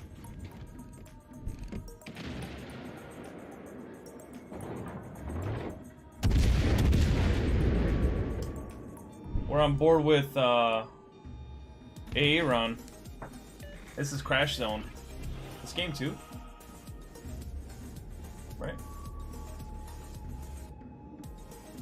Nope, game 3. Whoa, what a commanding win this was. Holy balls. He was mitigated to only 16,000 damage, though, with the Petro. That's okay, though. Hey, win's a win. Wow. What's the score?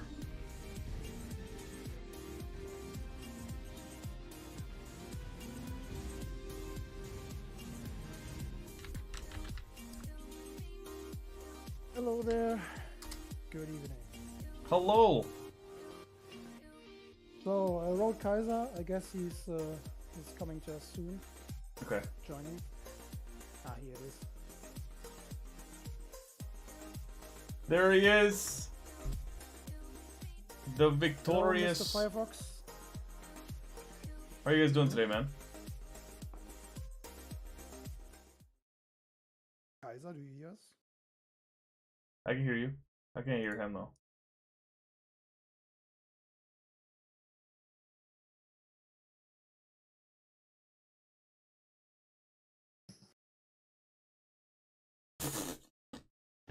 Hello, hello. Hello. Ah, finally. Yeah. How are you guys? Yes. How do you guys feel now, huh? Ah, a rock fell for my soul. Yeah, yeah. Yes, yes. It's the first time I can breathe in the past 2 hours. Yeah, for real. So I don't want to take up too much of your time, but the first question I have is, okay, starting from the beginning, you know, it was a commanding win for DF that first game on Atlantic. Or Atlanta Fire, sorry. It was Atlanta Fire. Atlantic, yeah, first Atlantic. match, yeah. Atlantic. Yes, it was Atlantic. You know, what was going through your mind there right after that first loss? You know, what kind of adjustments did you guys make for game 2? We will. I'd say, yeah, yeah. no real adjustments. Just stick to the strategy and the tactics we formulated and practiced for the second map, Land of Fire. Keep our heads up. Keep trying. We got this. We know we practiced well, and then just believe we can turn it around.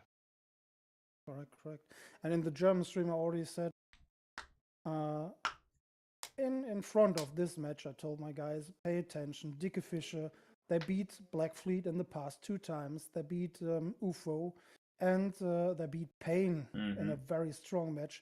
So they will give us a hard fight too. So I was absolutely not surprised that they will win 1 or maybe 2 matches, and we have to draw our best strategy and get into the final. Right. And yes, directly in the first match, they showed their strength.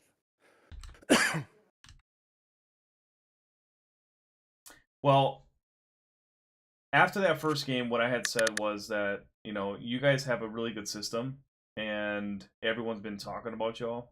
Now, correct me if I'm wrong, but this is the first, like, tournament as a clan that you guys competed in? Or is this, like, Nope. the second one? It's the first international tournament. International, competing okay. in. Yeah, and we had a German league called Adler. We played there against Dicke Fische 2, CRD participating, and CRD, Dicke Fische, Black Fleet. So and a few other good teams like U32, and so we had already practiced, but not at TFN. So we had to practice a lot to get to the point we are standing now. Right. And so when I noticed that you had Seattle, Kaiser. Oh, no, I'm sorry. It was train leader. Sorry. Noticed that he had Seattle. And then he switched over to San Luis. Basically, the rest of the series. Was that a team decision that, hey, you know, you're gonna play this ship the first game, and then the next 3 games you're gonna be playing this one, or is that kind of like a, hey, that was part of the adjustment of that first game? Was part of the strategy, yeah. Okay, cool. All right, because I've seen some people, like, for example, some people would play Delaware and then on Crash Zone they wouldn't, and then stuff like that. So I was wondering if that was already part of the strategy, or if you guys already had that kind Yeah, of set. absolutely. Yeah. Now we have in front of every tournament match we have our setup and change ships and maybe players even, and go for the optimum. And Kaiser, you were in the Donskoy, correct? Yes, yeah, I was down square all 4 matches. Yeah. So some of the shots that you took on some DDs, like, were incredible. Do you guys coordinate, like, hey, or is it kind of like do you guys coordinate, hey, I'm gonna spot the DD here in a second, get your guns ready, or are you just kind of already foretelling, hey, I'm gonna be making sure that I'm ready for my guys if he does spot the DD, because sometimes you just never know, because DDs they rotate in and out of the cap and stuff, and you never know where the detection circle is going to be crossing someone else's. But do you guys kind of communicate that really well? Yeah, I'd say one of our strengths is definitely DD radar cruiser communication. Consistently, it's always the DD and the cruiser players talking to each other. For example, the DD could be on the southern side of a cap, and then my friendly DD is like, okay, I'm going to spot him from this side, and then I'll be like, yes, as soon as you pop your smoke, I've got a radar ready. So just as optimal as possible, most efficient communication that we can get to communicate very closely, to coordinate attacks and radar cycles, and yeah, just try and focus fire as best as we can. Absolutely. I think you guys did a great job of keeping their Delaware kind of at bay, staying out of that torpedo plane range. What was some of the things that you guys did to kind of keep them away from the caps? Because one thing that I said, even though you guys lost that first game, I said throughout the entire series that in football there's time of possession, right? And you guys had it was so lopsided, the time of possession for these caps, the way you guys captured them and then held them. Yep. What kind of goes into that? Because it's just, you're going against a team that beat some really, really good teams. So did you guys prepare for their, because they're also German, but I'm not sure if you guys have like a certain strategy uniformly in that region that you guys play this game, but I'm assuming each fleet is a little different anyway, because you guys tended to be a little bit more methodical, like, hey, let me get to the caps first, grab it and hold it. You guys didn't relinquish it whatsoever. Kazu, you want to answer? Yeah, so I would say just generally it's about trusting our training sessions that we have on our specific tactics. All of our players are very flexible and adjustable, so if the enemy team comes with a surprise, we try our best to adapt, but we stick to trusting our strategy, our training sessions that we have. We believe in our team, our teammates. There's a very high trust level among our players, so we all know that if the enemy team comes with a surprise or a strange flank or a move that we haven't practiced before, then we just adjust on the fly, and we make the best of the situation and just believe that we can do it. And you guys definitely did that, man. Losing that first game and then winning 3 in a row. That last game, dude. If I was gonna say, if the turning point to that game was Train Leader getting that trade on with Delaware. If Delaware was still alive, it would have been a little bit of a different story. Minnesota might have been able to take him out, but that would have been huge for a DF. And what was kind of going through the comms there, if I may ask, in that situation? Yeah, we knew that that Nick Fischer was pushing from C into B with all the gut, and we spoke about the situation. We spoke about possibilities to stop the push of the enemy, especially because in my Lushun, I was a little bit in a bad spot in the mid and end game. Short range to St. Louis, to Donskoy, and if the Delaware comes around, he can torp me. Yeah, it was very, very important. We tried, okay, come on, try to get him out, and he just did.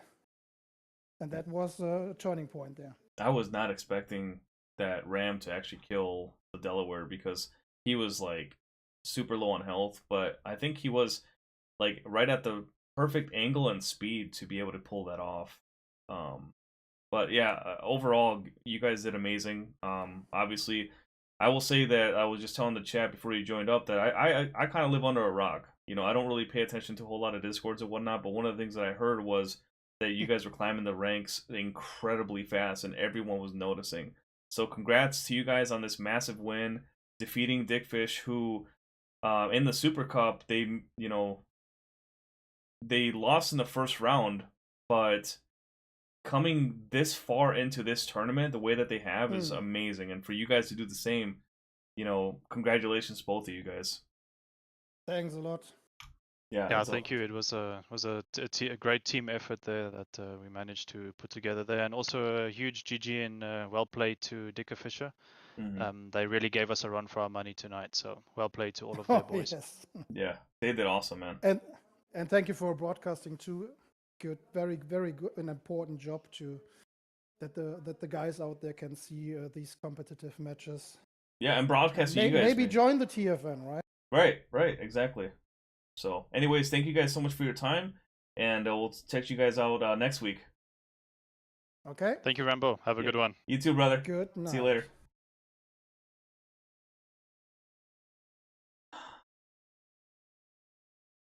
I want to hide the screen quick, guys. We are now going to be covering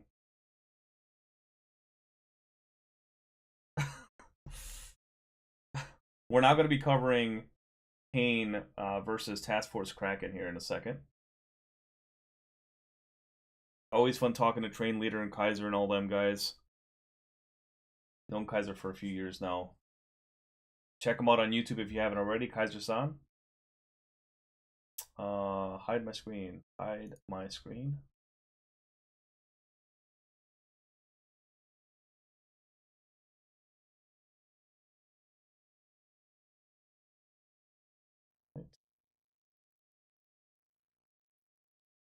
Ah, Obi-Wan's here. That's okay. All right. Now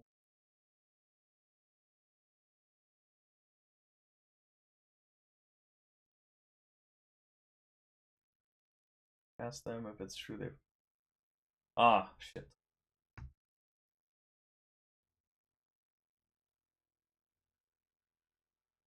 I'll message Kaiser real quick.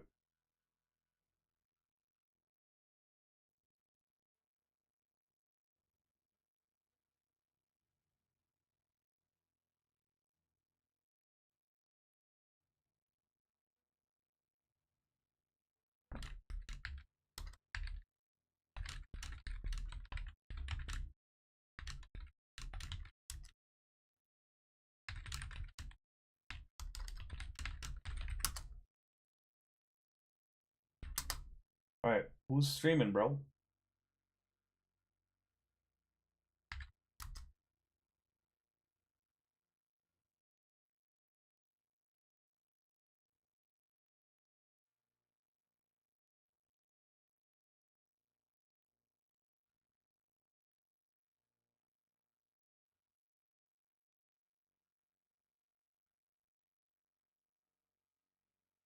Oh, okay.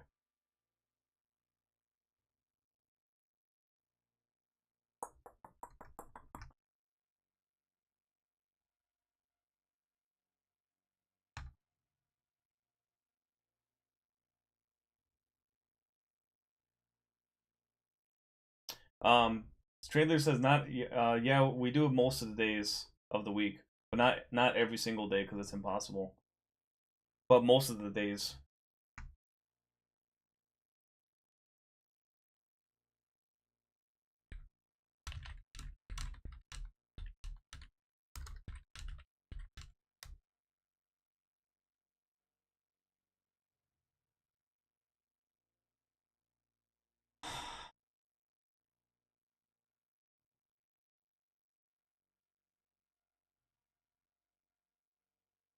Come on, dude.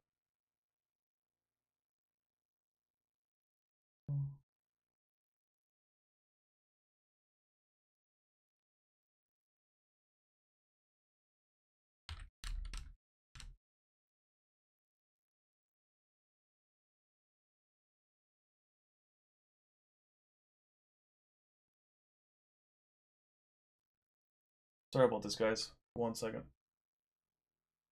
Where is...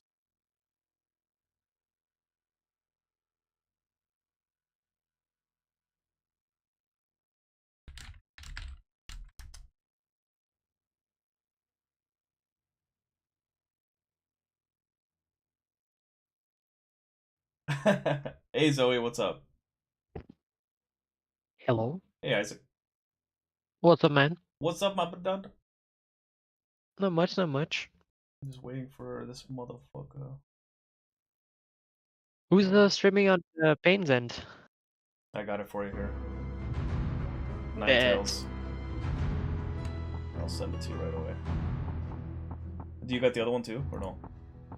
Yeah, I got it. Alright, I'll sweet. send it to you. I got both of them already. I just want to make sure you Oh, got okay, it. okay. Alright. Alright. This. Like this. Shiza. Alright, Ninetales. Take your mouse and keyboard and throw it in the trash. Okay.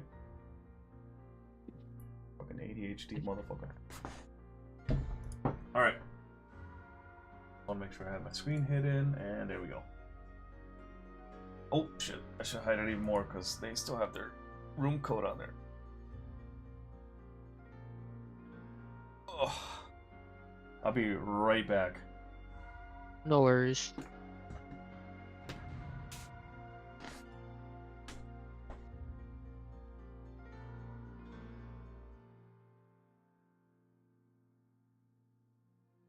Oop.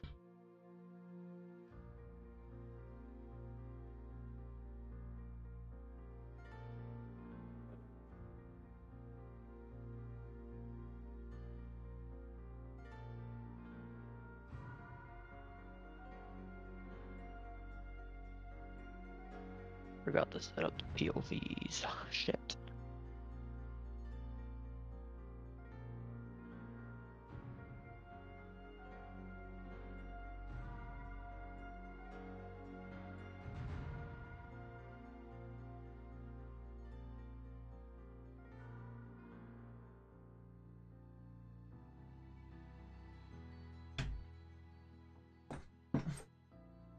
Alright. So welcome everybody to the chat. I'm here with my boy Isaac from Impact. Well, from Yoink, sorry. Isaac Impact from Yoink. X Impact. What's up, what's up? Let me pause this, get the lineup. Smolin, Lucian, Velos, Donskoy, St. Louis, Petro, Maine, Delaware, 4. Task Force Kraken, Z46, Lucian, Hayate, Petro, Donskoy, Delaware, Giuseppe, and Soyuz. Okay. 4 Pain. Now you guys can see it. We're on board now with Ninetales from Painkillers.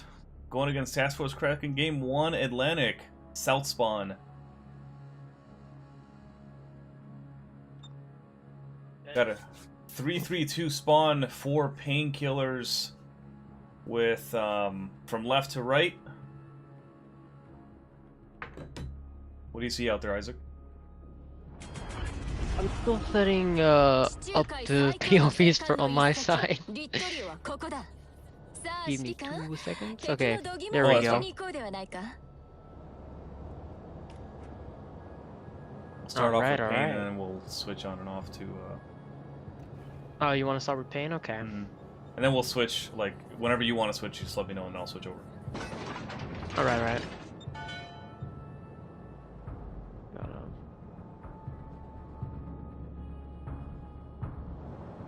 There we go.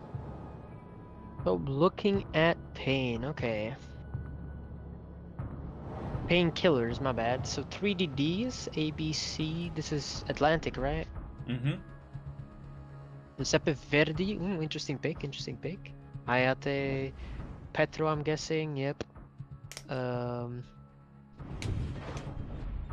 Delaware, Sovietsky, Rosia, okay. This is the first 3 battleship lineup that I've seen in the last few weeks. I agree. Yeah, most people have been picking 3 cruisers. Hmm. So I'm definitely interested to see what's gonna happen with this 3BB lineup. Have they been using it in the past? I have no idea. Interesting. I don't scream anymore. I just do commentary and do the YouTube stuff.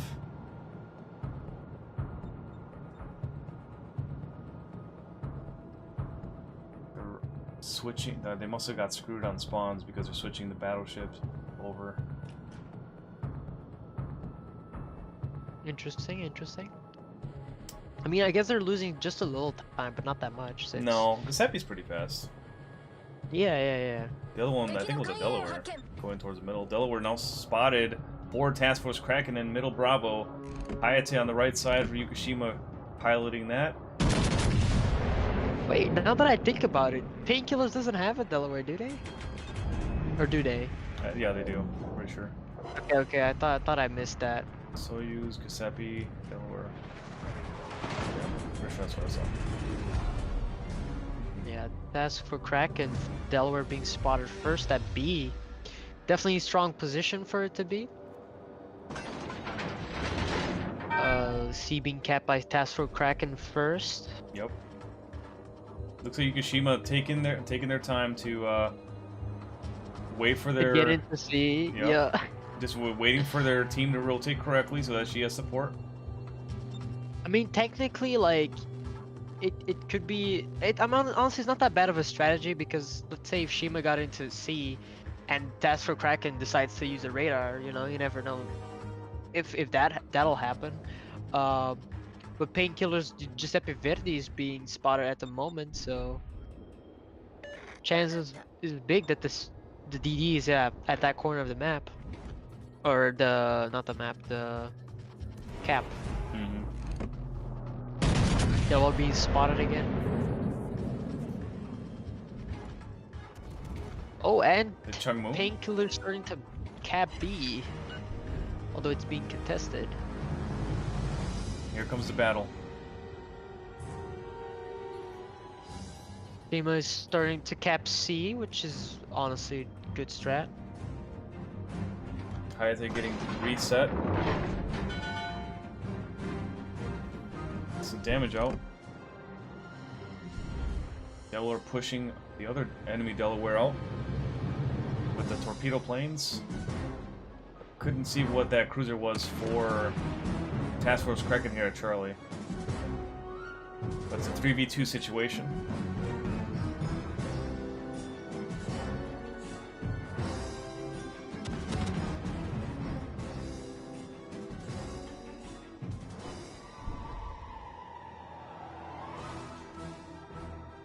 Painkiller's gonna successfully take Alpha. Task Force Kraken holding Charlie. Lee could be a Lucian here at Charlie. Yeah, oh, Lucian, not Chungmoo, Lucian. Ace till signal. Painkillers though, so they're taking up points. But Task for Kraken also having C and accumulating points before Painkillers, so.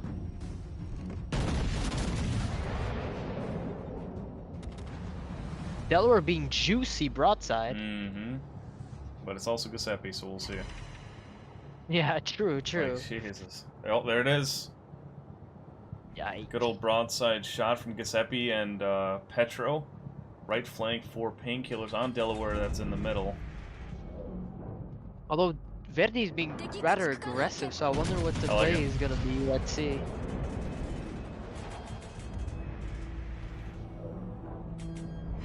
Small and being spotted at E. Massive hit. Delaware down to 50%. Here comes the planes. Great Ooh. dodge. Could be St. Louis here on the right. Possible. Now with Verdi being inside the cap, the chance of the DD going into the cap is very low since so C is gonna be capped uncontested pretty much. Yeah, other than a few resets here and there. Like probably this torp. Oh, actually, And you might be able Delaware to being dodge. very low as well. I'm switching over to Task for Kraken side just to see what they're doing. Okay. Nope, St. Louis at Alpha.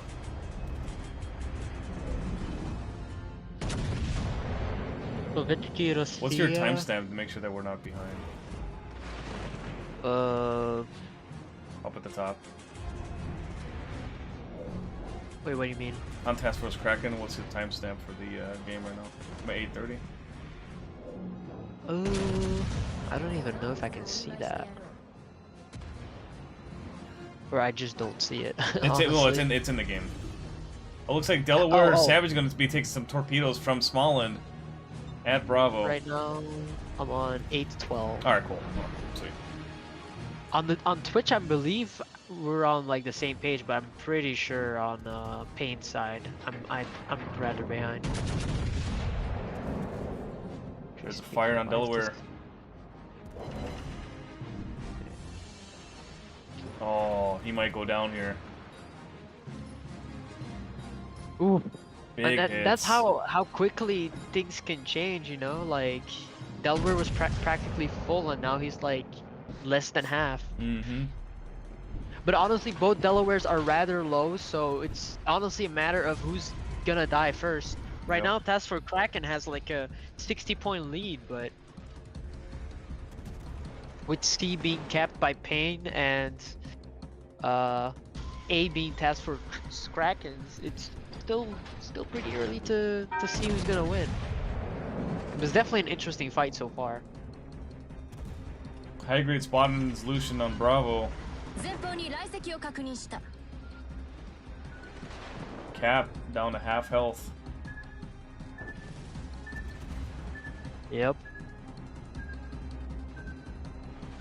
前方に来席を確認した Very, very bad spot. Ooh, and down goes Chip. Petro. That's first fatality of the game. Painkillers chip a dip in the Petropavlovsk. Huge loss.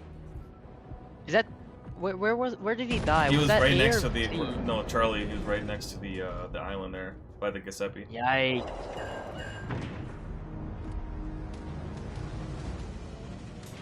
But Task Force Kraken's Delaware is on a smidge of health, so if one of Painkillers decides to or manages to spot him, he's definitely done for.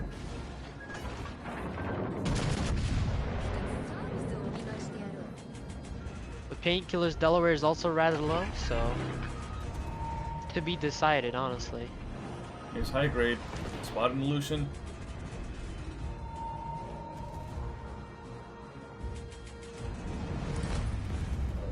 Ooh, down goes Ooh, Task Force Kraken massive. Delaware. Very Great job on nice, the very high tech. nice. Big hits It's a on good trade. Lucian.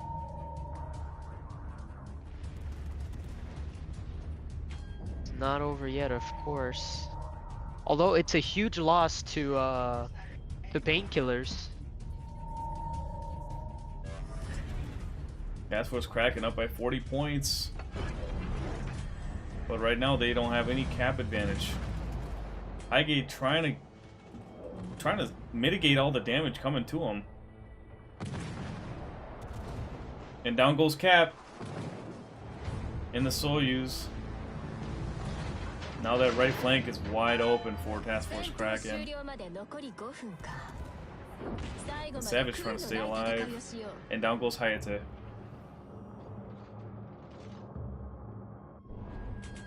Four minutes and 50 seconds left. Game number 1, Task Force Kraken versus Painkillers. That's for winning by like 210 points lead-ish. 20, 50 maybe, 250.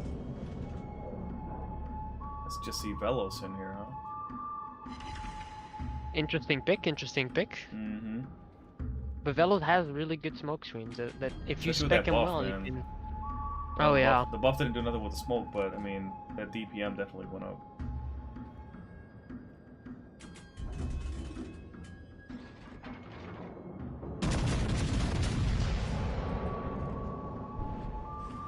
There goes Sam, spotted here at Alpha. Trying to get out of harm's way.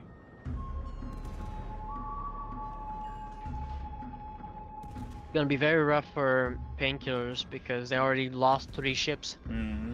But they're getting a second cap, so Oof, big hits.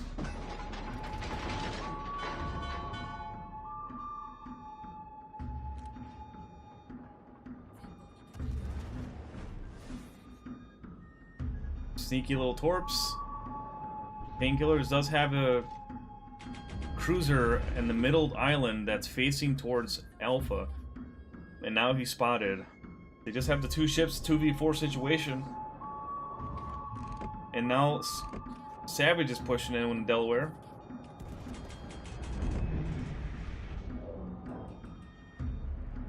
I wonder what his plan is. Probably taking out the St. Louis. He's broadside. Yeah, fair point.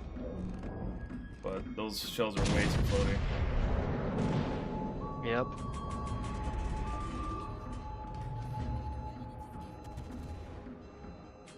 Task Force Kraken wants to focus fire on The Savage. Delaware.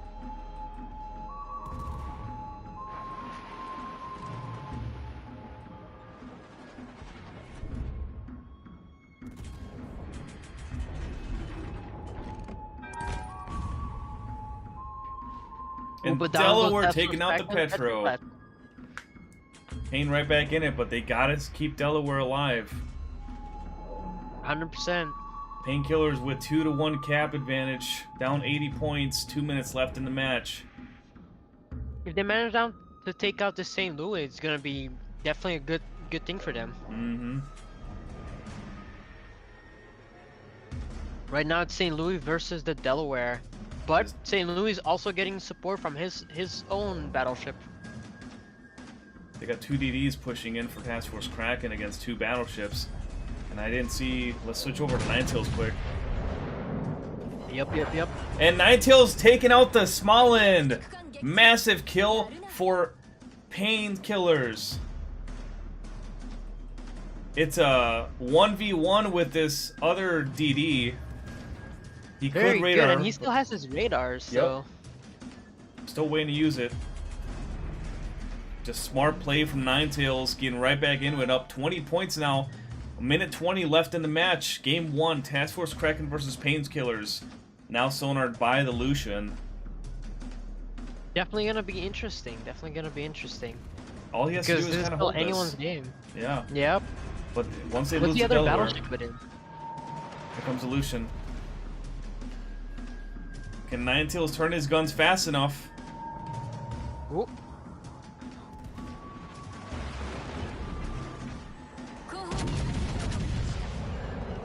Oh, the Lucian missed the torps. Oh, and there goes the secondaries.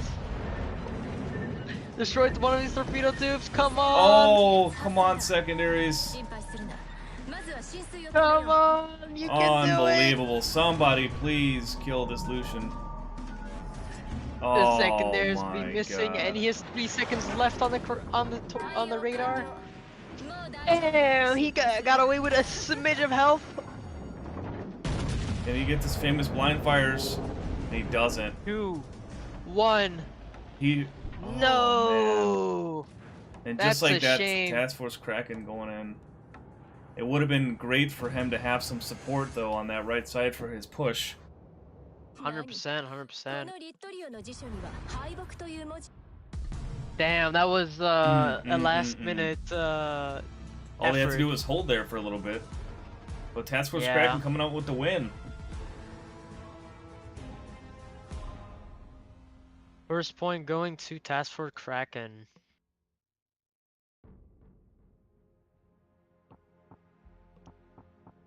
Quite the game.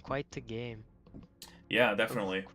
All the way up to the end, Painkillers coming back, and then losing their battleship there. That was rough.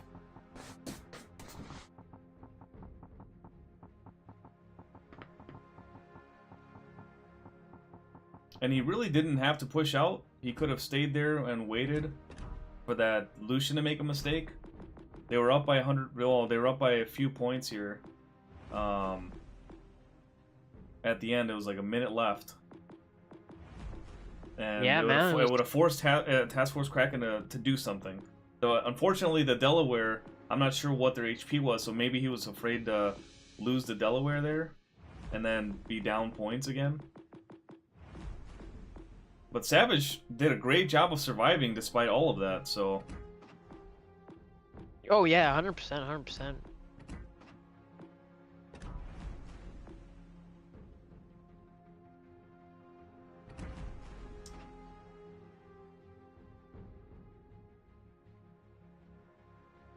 What a very intense first match. Very close all the way until the end. It was not lopsided like all the other matches that we've seen on Atlantic the last few weeks. Yeah, 100%.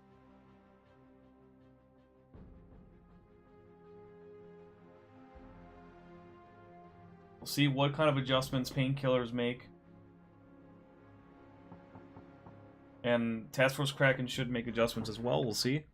Otherwise, a lot of times what I've seen is teams just kind of stick to their guns the entire series, and wherever the cards fall, that's where they fall, so...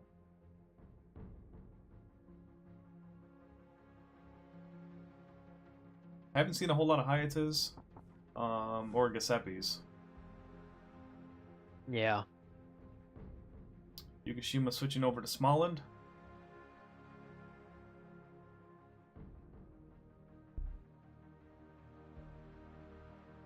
Velos is still in the game. Task Force Kraken didn't look like they changed anything.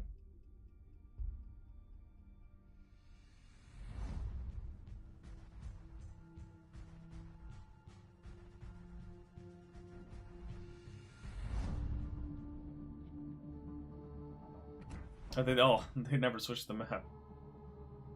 Who's in charge of that? Oh, Yeah, they're all PA1N. getting out. Yep.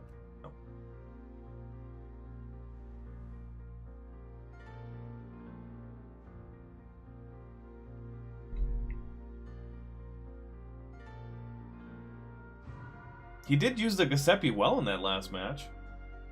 Right up until the end. You know, but having that radar was kind of nice, because that's a pretty lengthy radar. Oh yeah, 100%. 100%.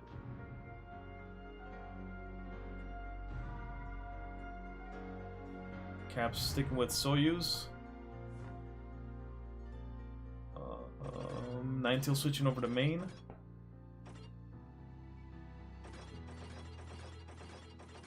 Yep. Basically all the same there. Good luck to both teams. Game 2.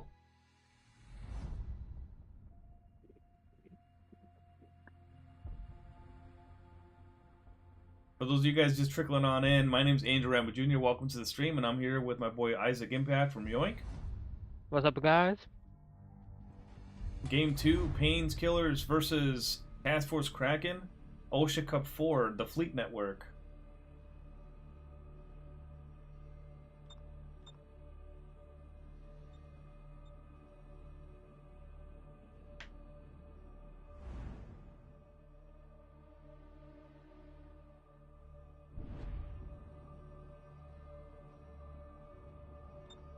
Still going with the 3 battleship strat. Yeah, I mean, yeah, it worked pretty good. That last match, though, was kind of rough. I mean, they did come back towards the end there. But losing the DDs and not having the DPM of another cruiser may have hurt them. But having a lot of destroyers running around spotting, you know, having constant fire is always nice. That's why a lot of people bring St. Louis. Oh yeah, Or DPM Brindisi, that's another one. Kind of horse apiece.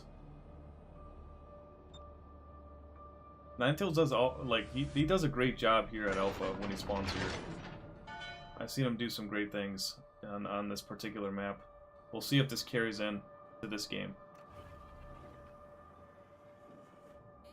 100%. Alright, we'll switch on over to Task Force Kraken. Looks like he's going to be facing off against Ninetales on that same flank, Alpha, and he picks St. Louis. Or stayed with St. Louis, I should say. He must have fully It's gonna be an packed, interesting match, to be honest. For Possibly. reload.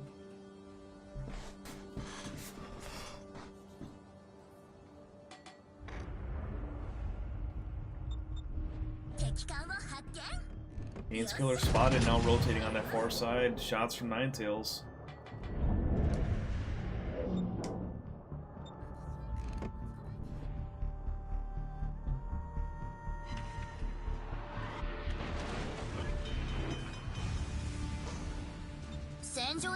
Looks like a fire was set on Ninetales. 早く対処を。 And torpedoes headed their way. I think it's Smolin Torps. Maybe not. Oh, Velos. Velos.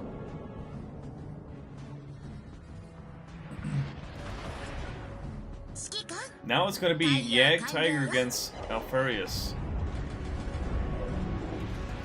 With Ninetales in support.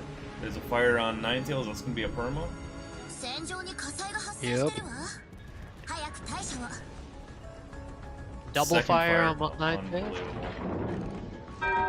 But Ninetales is so good at hitting their shots.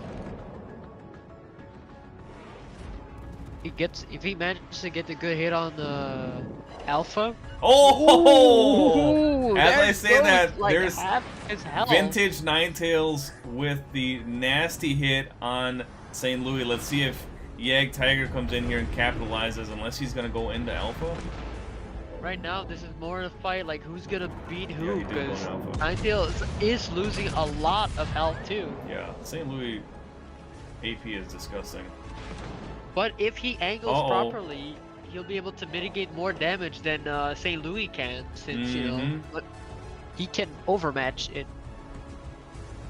Task Force Kraken taking 8, but it's contested, and Painkiller is going to be taking uncontested Alpha.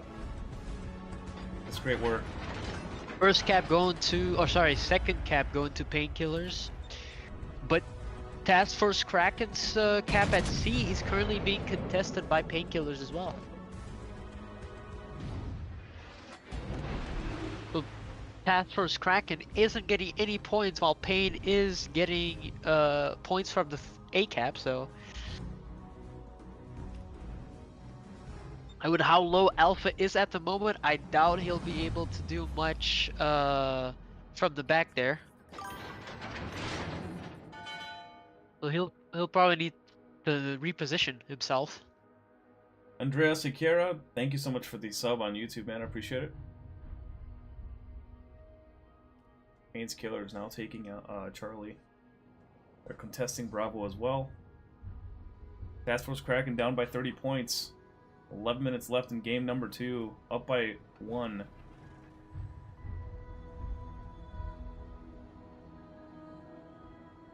It's a massive hit from Ninetales though, because it makes Alfarius be very passive.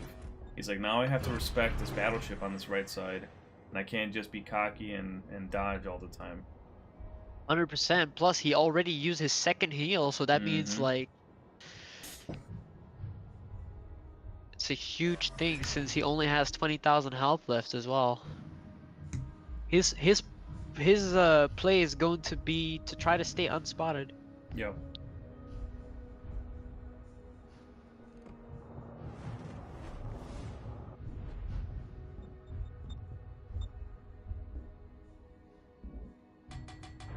Ooh, San Luis, he's radar now.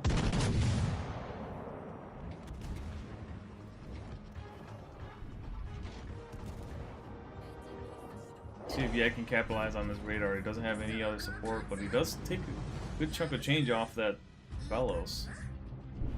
Oh yeah, 100%. Oh, he's even more. Better than nothing. Wow. Great shot. Very good. That's another thing that Yag is good at, is to his blind fires. Having those two guys on this side is very dangerous for Task Force Kraken. I want to switch over to Pain side to see how what they're doing. Sounds good. Ninetales healed up quite a bit of that. Uh-huh. But look at that, 19 shell hits for 72k already. 2 Citadels as well. 16 shells get there on the Donskoy. They look pretty disgusting. Can they get over that little... Not bad. Look, Not bad. really. Could have been way worse. Very true, very true. 3 overpens is better than what you would expect. Now, Me TP forgetting that that's first Kraken had a main at A. Yeah, yeah. Because he hasn't really been a whole part of the battle yet. Now, if Ninetales can somehow rotate towards the middle, because he's right now kind of getting out of the battle. I get what he's trying to do.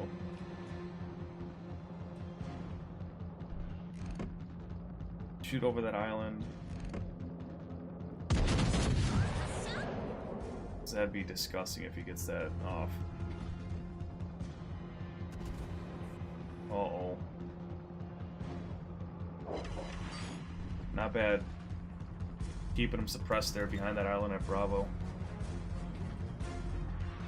But now Task Force Kraken coming in with a counterattack, going into all 3 caps. At the same time, yep. While they're down 192 points. Yep. They got to do something. 7 minutes and 40 seconds left in game number 2. Land of Fire. I wonder what Sam's idea was at A, because he just left. Maybe it's because they were pressuring him a bit too much with the radar or something.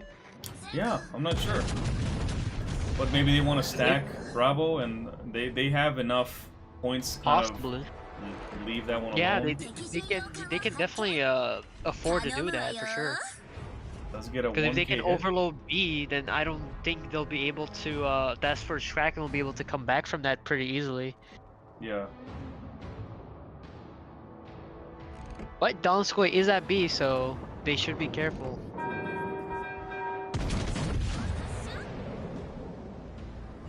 Looking at A, A's currently being contested or capped by Jagged Tiger. Ooh.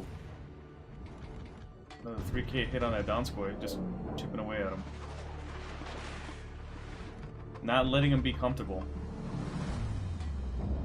Uh-huh. Painkill's getting A back and C B back under pain control as well. So they're at least getting points again. Yep. Task Force Kraken having no caps at the moment. Slowly getting B, but Belsa spotted now by that radar, and Yegg so deadly with that radar combination with those high DPM cruisers. Let's see if Ninetales can capitalize on this radar and get a few hits, help Yegg out. Does not, if but he just pushes the gets Velo a out. single, if he just gets a single hit, that's gonna be and he misses. Yeah.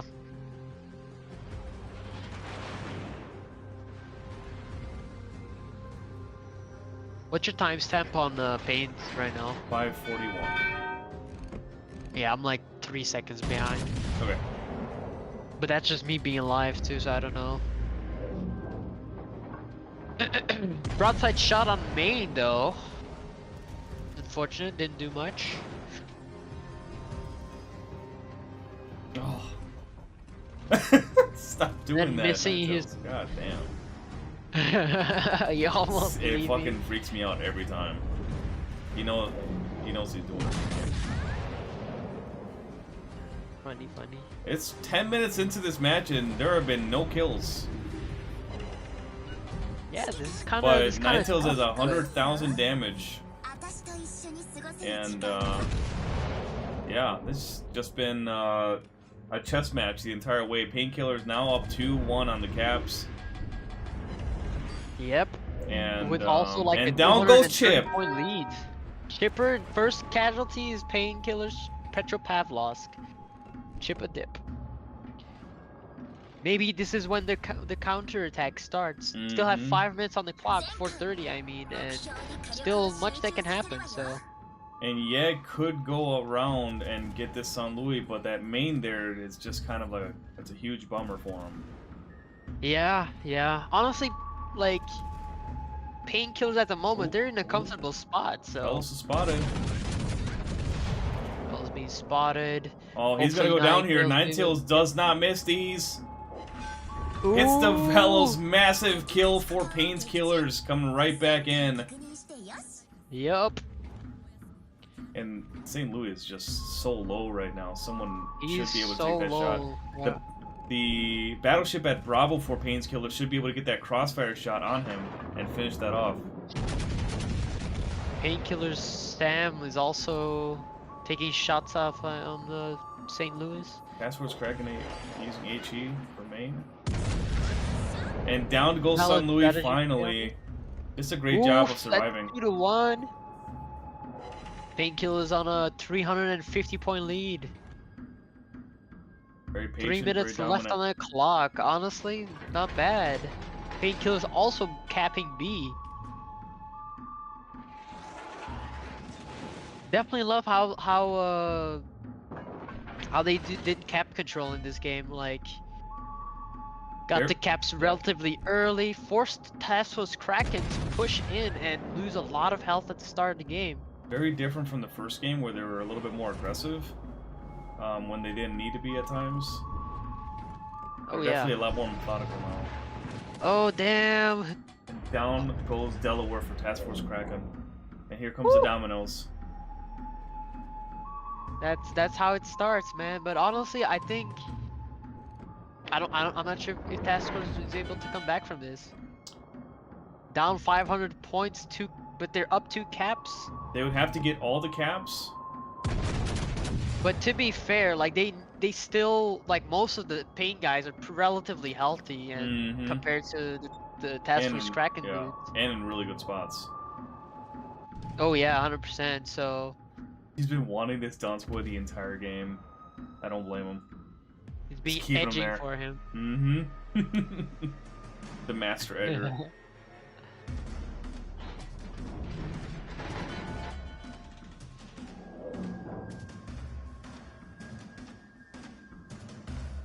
Crazy, man. Holy crap. Switching over to Definitely Task an Force Kraken, interesting see what he's spectating. Yep. Looks like caps on that far right side for Painkillers. Caps Mullins on the Task Force Kraken side. Very low. But Rosia has also Ram been Kumar, very thank low you so much for the Painkiller sub, side, man. so- Appreciate it. Tadka Kitchen. thank you for the sub. Welcome, guys. Chipping away at him.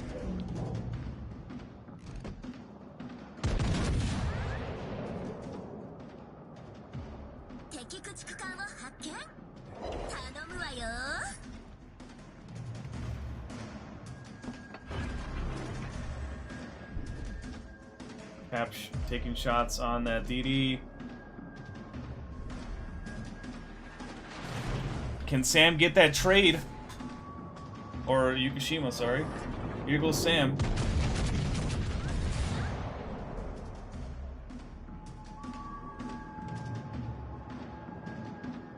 And there, down goes Cap. Let's see if they can take out this Lucian. 35 seconds left. Game number 2. 35, yeah.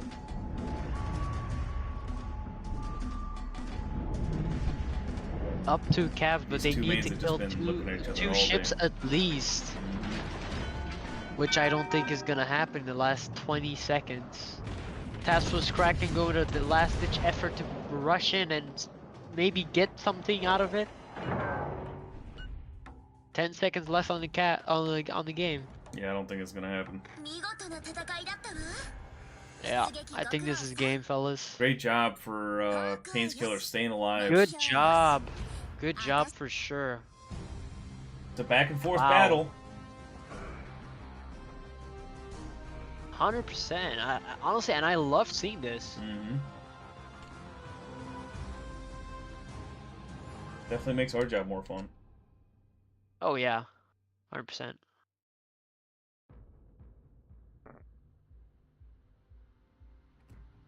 Yeah, I mean, it was well over 10 minutes before the first kill. So all the kills that you guys saw were definitely within the last, 3.5 minutes, 4 minutes. A lot of action towards the end there. Oh yeah.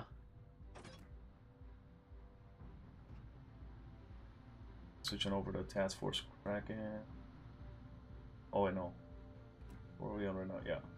There we go, Task Force Kraken.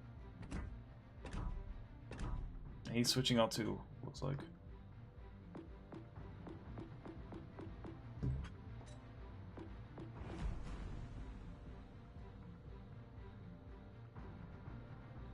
I'm excited, man. We got Thanksgiving this week, Thursday, and I only got a 3-day work week, so then I'm off Thursday and Friday, and then the weekend. Oh, nice, nice. Hell yeah. Yeah, I get my week off in I think 2 weeks ish. Hell yeah. Then I got 2-week break, and then I start off with the winter exams for a month. Oh god, is that every day? Not every day, thankfully, but I Okay. think I'll have two sprinkled? exams per week, Oh, okay. which is okay. But How long like are they? a Like 3 lot of hours? stuff is 2.5 each. Oh. Jesus. Yeah.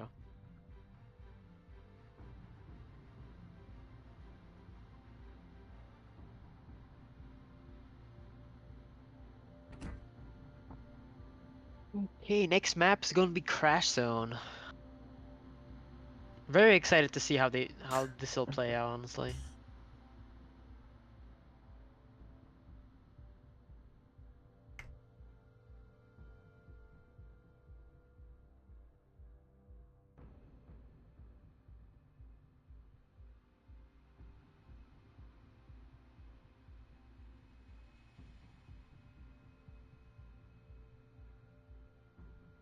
Yeah, Crash Zone is such a. I really hate this map. I can Me never. too, dude. In a DD, then like one side falls, and then you have to run all the way to the other side, and then by the time you do that, you got to go back to the side you were before because that fell again.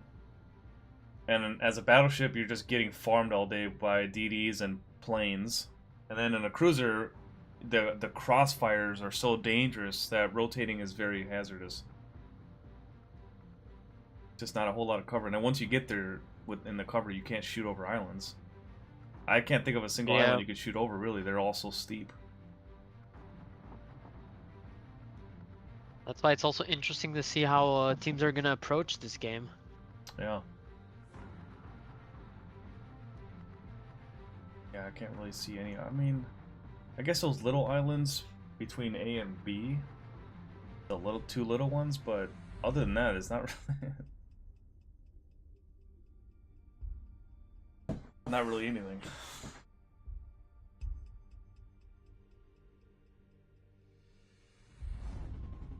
I see what the lineup was because I'm stupid.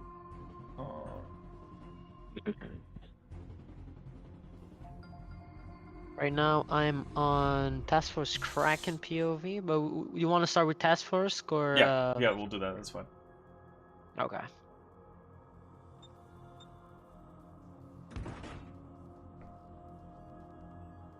Sure. Currently 1-1 for Painkillers and Task Force Kraken. I'm very excited to see how this is going because honestly, so far they seem to be like well matched against each other. You know? Yep, yeah. Definitely a back and forth. Both games have been incredibly close. There have been no lopsided games. It's gone right up to the wire. 100%, 100%. And this is literally what we all want to see, right? Like games that are very close to each other, not one-sided and stuff. Like this is exactly what we love to see. One thing I will say, oh, Schmitty's here. Oh, I didn't even know he was on Task Force Kraken. Sweet. Anyways, one thing just to take note is the fact that at Alpha, 4 Task Force Kraken spawned a DD with a battleship combination. Right, one of the cruisers that spawned in the middle cap. Now they're rotating towards Alpha to that one Alpha island that looks like a turd, and they're gonna see if they're gonna make it there or not, because a lot of times that rotation is incredibly tough to make. Island that looks like a third. I guess they all kind of do it, really. Like Yeah, I was floaties. about to say, man. They kind of all do. But yeah, no, I do get what you mean. I do get what you mean. So definitely gonna be interesting to see how this will play out. See, being capped by a Task Force Kraken already. John, thank you so much for the follow or the sub. Sorry.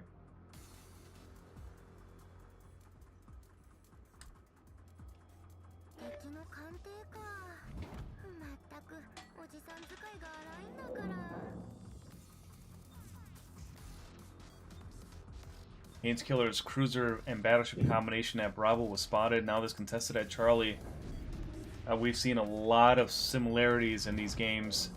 Now Yagd is spotted, but he's in the clear. He is safe behind that island, Oh, so dude. and that's a very strong spot for that Donskoy to be in. Yep.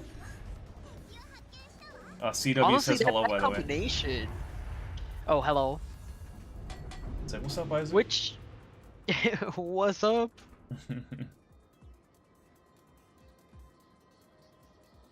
PD now spotted here at Charlie. Let's see which one it is. It's a Z46. Unsinkable Sam. Let's see if he lives up to the name.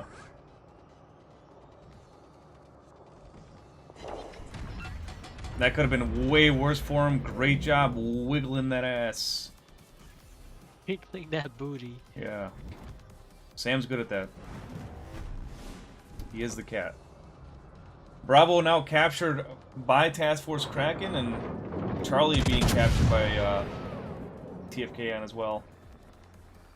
Looks like Painkiller is moving in an alpha. Man, there's a lot going on down there on the map. Battleships going into A. Pretty sure that's Delaware, to be honest. Actually, no, it's Soyuz. Cap's going into the Cap. Got a DD out wide, DD in the middle.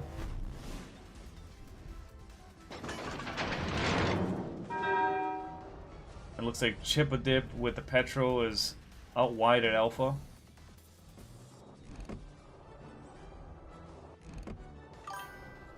Honestly, I really find the Temeraire with Donskoy. Love status, thanks for the sub. Combination at sea really strong. Sea being contested by painkillers. Temeraire, here's the thing. Temeraire is tanky. And has good heal and everything.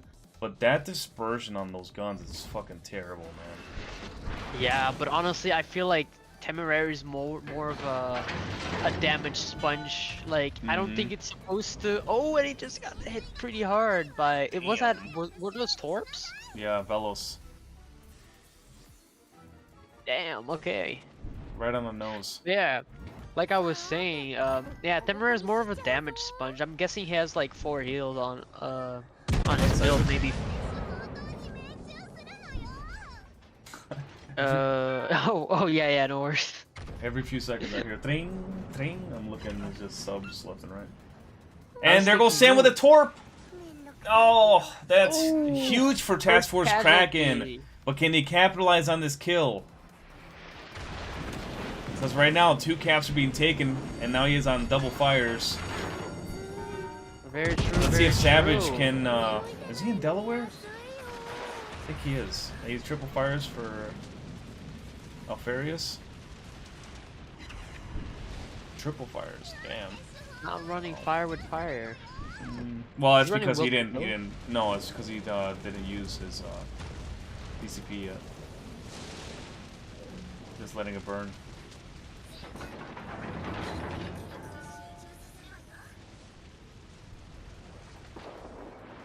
I mean, with 4 heals, I guess I get it. I'm just curious as to why he didn't put him out. Pop it earlier. Yeah. Kind of lost quite a bit. Yeah, he lost a lot of health, but I mean, I guess he could heal most of it back, right? All right, let's see if Savage capitalizes on this plane drop, and it looks like he's gonna hit every single one of these torpedoes.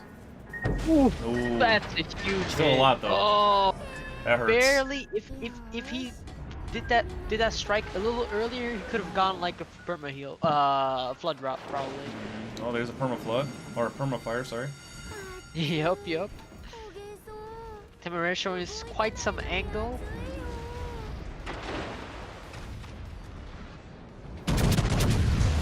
Ooh, and I don't know. I feel like Alfarius. Alfarius is gonna go down pretty quick here.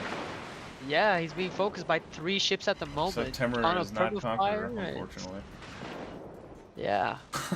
Honestly, all he needed was a second fire, and he probably could have burned down the main on Task Force Kraken side. Sam was Oh, on there it C, is. right?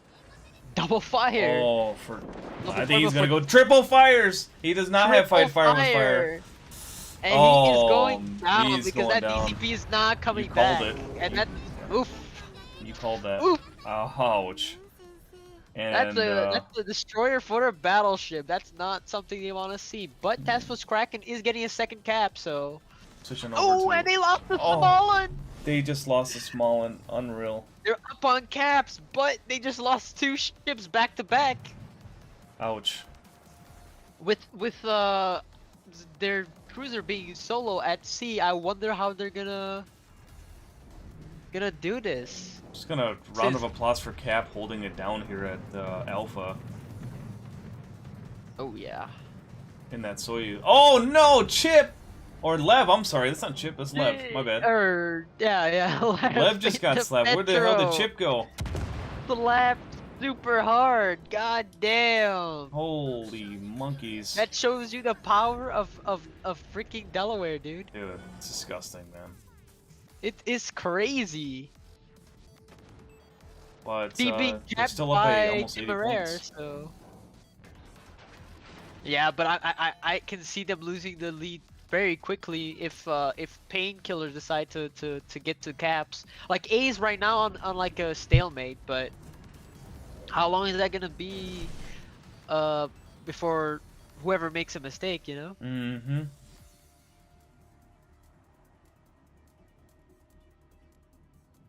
They lost the destroyer very early, but they managed to come back by taking 2 of Task Force Kraken, so I'm definitely interested to see. And Sam's back in here at Charlie trying to take it. But they have Oh, they have nothing at Bravo. Wait, which destroyer on painkillers died? Oh, am I wrong about that? I'm not sure. Well, I thought maybe Sam. No, Sam died, so whoever that That's destroyer Shima, maybe? is, Shima. Yeah, I'm not sure. One of the other two. Shima or high grade. And here comes the Delaware torpedo planes. Delaware trying to- Torps on Rosia. Ouch. He's gonna get the full. Jesus. Ooh. And there's a DD right Yup. behind him. There's high grade. Oh no, Lucian on Payne's killer side was spotted for a moment. Cap. Oh no. Behind you, Cap. No, I'm just kidding. Gotta be very Oh careful now. no, Lucian is rushing down This Cap is- right now yeah. in the Rosia. This position is now You compromised. see him, We need to but get out of here fuck. now. He needs to move. That might be the push they needed to flush out Rosia at A. Ew. Excellent But he dodged the professional torpedoes, dodge. so I'll see if he can do something here to the Delaware before he gets his torps back. yeah, he just needs to get closer to hopefully not get torpedoed again by the Delaware. Because I think in this Delaware's like waiting for the 1v1, drive-by. I think that definitely yeah. But I feel like in this 1v1, Cap Comes the definitely planes. has. Oh no, Oh dude. man, this is just. Here's a drive-by. Oh. Who's gonna take it? Oh! Oh no! Delaware takes the win. Oh no! No caps for Payne's Killers right now. 4 minutes and 15 seconds left in game number 3. Tied 1-1. Right now, Switch over to Task Force Nine Tails quick. Kraken has the lead with 320 points. 327 points. Oh, I'm and his switching gun over just to got Payne taken side out by for a Petro. second. Unbelievable. Oh, Going over crap. on Nine Tails, he only has 2 turrets now, which can't hit the broadside of a Yikes. barn apparently. Unbelievable. yikes! It's like a smooth bore over here.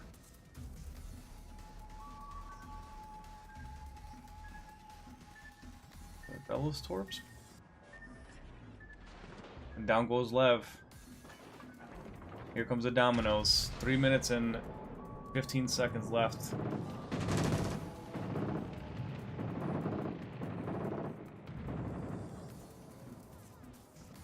See if Savage can get that kill on Delaware with those torps.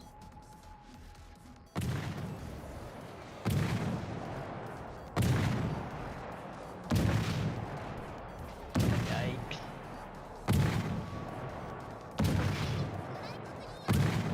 Uh-oh. Painkillers, I think it's Lucian or Smolin being focused down by... Yeah, there goes high grade. Yep, Lucian going down. Yeah, I don't think Painkillers is coming back from this one. No. Very unfortunate, very unfortunate. But they put up one hell of a fight. Yeah, they had a really good push there.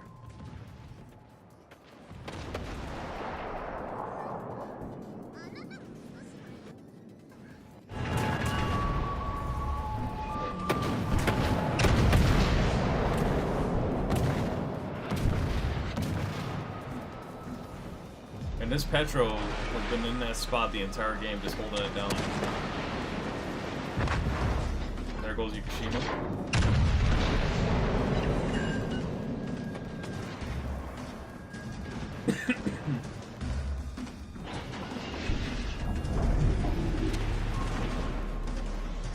That's a shame.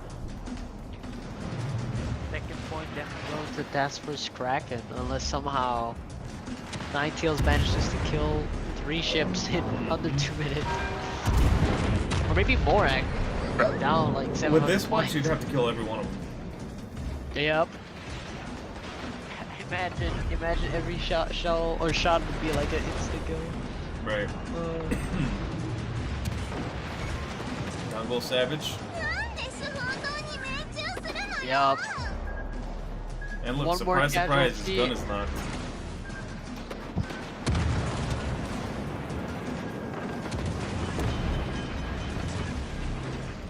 Let's take bets. Place bets. Oh no! Oh damn! I was about to say I thought his gun was knocked. I was gonna say like, let's place the bets. How long until the gun gets destroyed permanently? Oh, there it is. What? Why did you jinx Almost. it? Let's go. No, he's not. Let's go. Whoopsie daisy. No, no, no. I should have bet on it, dude. You should have, Fuck. dude. Holy Oh Christ. boy. Right when you said that. Right when you said that. Unreal. Oh lord, till his gun gets knocked Like rip. out.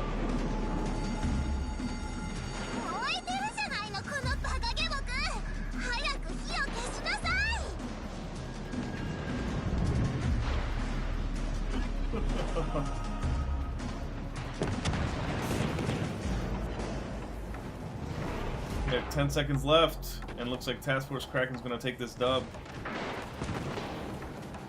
Alright. Yep. It's just a back and forth. It's just a back and forth. Like I hope that next game it turns out to be better for Painkillers, but This is Warriors Path, so I gotta go with Painkillers on this one. They're very good on this map.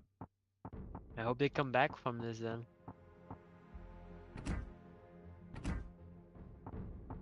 Take Temeraire and get another one like it, and throw them both in the trash. So far we've seen a lot of 3-1s, but I don't think I've seen a 2-2 before with the tiebreaker settled, so I'm interested to see that for sure. Right. Although maybe I haven't really looked at the other results. Let me check. 3-0, 3-1, 3-1. Yeah, mostly it was either 3-0, 3-1, etc. Like we haven't seen any 3-2s or 2-2s yet. Well, 3-2s. So I'm definitely eager to see if this match will be the first. Right.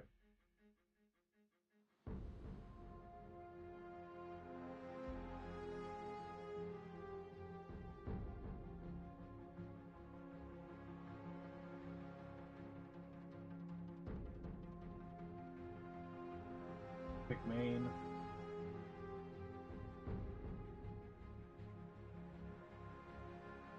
Surprised there's not a whole lot of Minnesotas out there.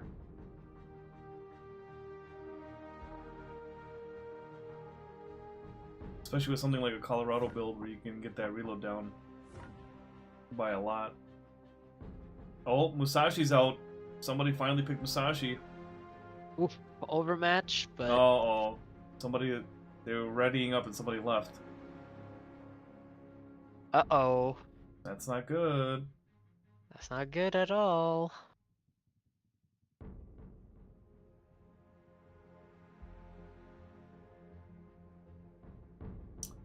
I see a Salem now. Good choice.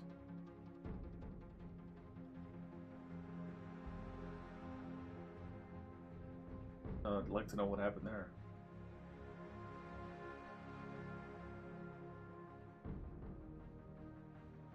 That chip must have had to go.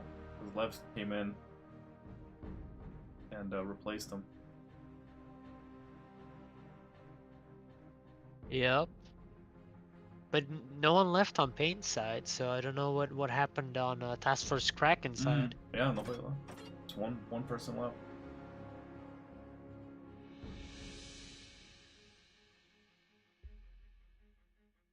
Luckily, Painkillers caught that and they're like, nah. Yeah, of course, of course. Ooh, I love your scoreboard, honestly. Yeah, it's just a black type box. XXX, it's fun, it's fun. Original. Yeah. There you go, Schmitty's back. Committee is back in the Velos. I'm wondering why he left though, but hopefully he wasn't to change anything. Probably wanted to change a build quick before going in and he forgot to earlier.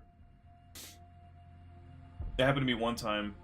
I went to go use the bathroom and they were readying up and I was like, shit. Oh, fair point.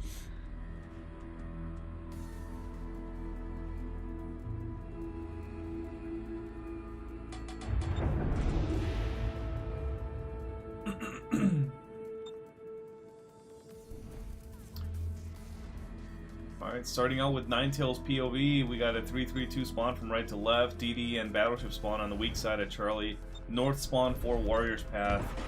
Game 4.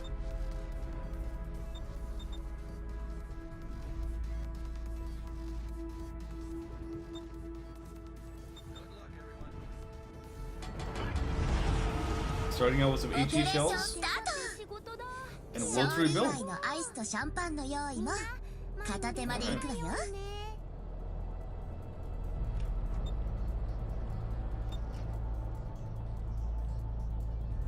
Damn, I didn't know Maine had 6 spotter planes. What the hell?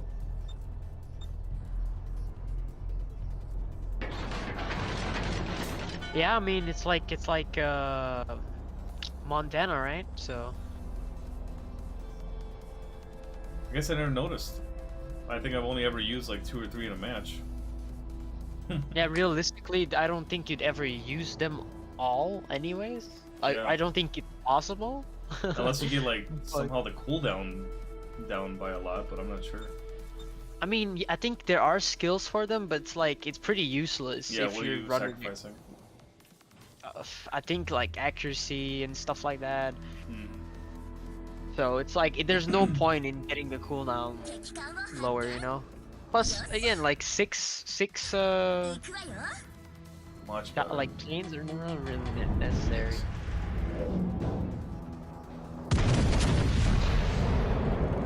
He spotted DD out wide. Ninetales starting off with HG. Uh-oh. Broadside. Yep. Dodge disease. 7K.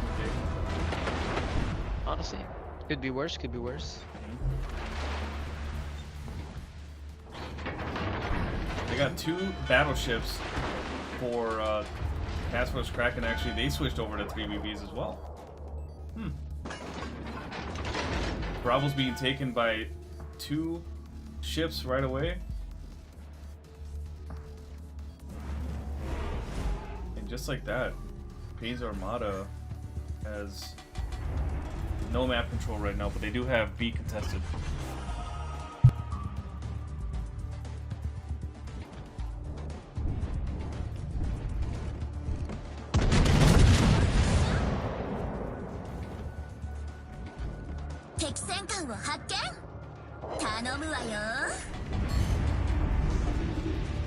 Unsure why he still has HE loaded, but the DD is now spotted at Alpha. They know exactly where he's at. Let's see if Sam can capitalize on his position. Petro's gonna kind of keep him at bay with those that radar.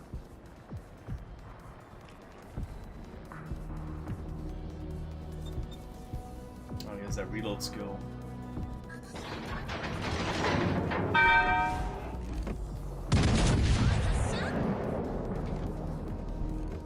Shots on Petro.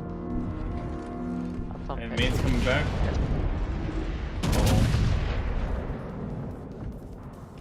Oof. Shots missed on Petro, I think unfortunately. Alpha for Payne's Armada, they're kind of, or Payne's Killers, they're kind of out of position at Alpha. They look uncomfortable. Yep. Delaware also coming in from B, unfortunately. Or sorry, not B. A. But he did rotate from Bravo, you're right. Oh, okay, okay, okay. Yeah, he did spawn over there.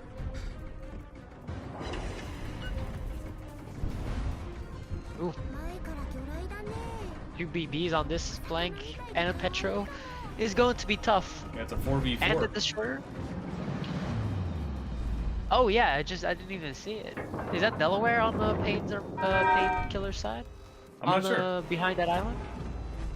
Because if it is, then yeah, it's a fair 4v4. If not, That's a good point. I don't know. He is a little out of position for Alpha. Probably doesn't have Bravo.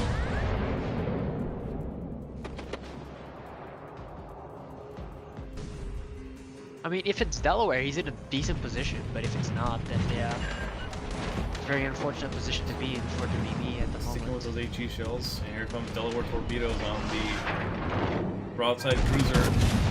Oh, that hurts. I think that's Yeg. Yep. And Yeg is super low.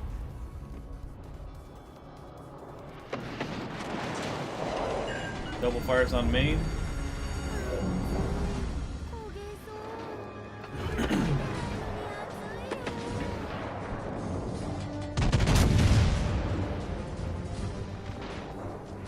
No. Mainskill just gotta get a kill or something. He's still sticking with that HE shells. I mean, to be fair, And down goes it's not Smolin a for bad Task play. Force Kraken. Ooh, good, What the hell? good on Pain Killers. Mm-hmm. No, they're back in the game, but they did take Charlie flank. They didn't take Charlie, so now they just need to get Bravo so they can stay up on points, because right now Task Force Kraken is up on points.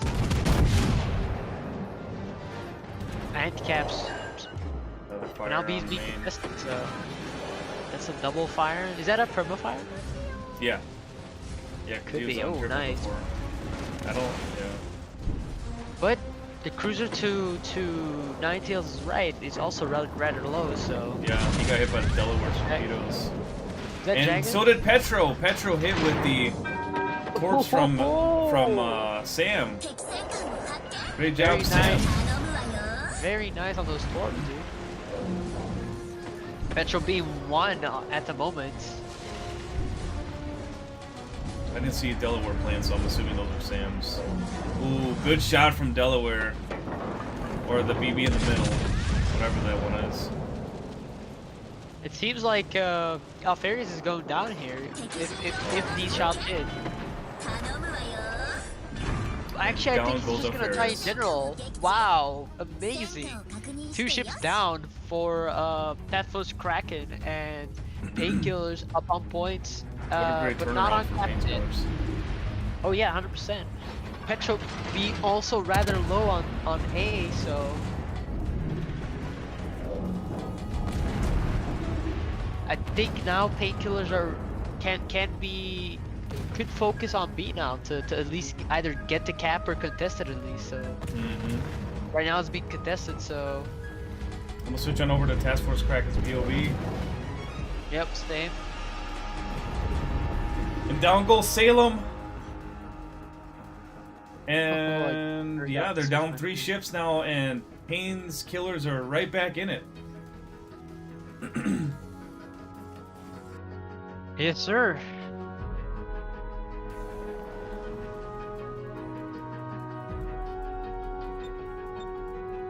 Payne's Killers moving into Bravo, securing the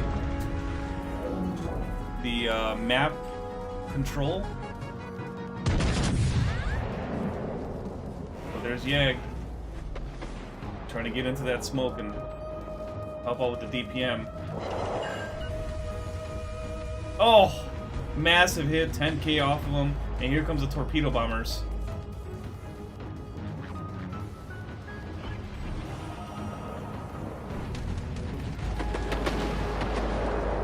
Somehow Yag reverses in time, is now spotted.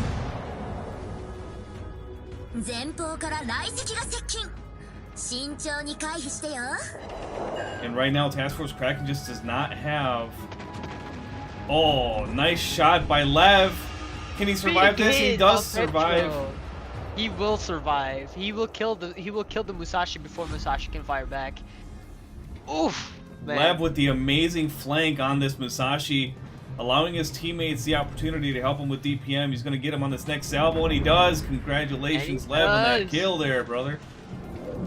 Great job securing the side. Velo's now running away from this lost 2 flanks. Most exciting match so far, honestly. Like Painkillers, it's just a back and forth though. I hope the tiebreaker is going to someone. Right now, this might be, yeah. The way it's looking, Payne's Killers is going to make this a Game 5, the first Game 5 of this tournament. Yup.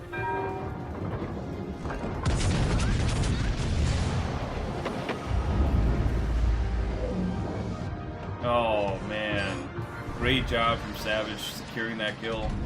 And it was a Delaware, yeah, we were right. He was there in the middle.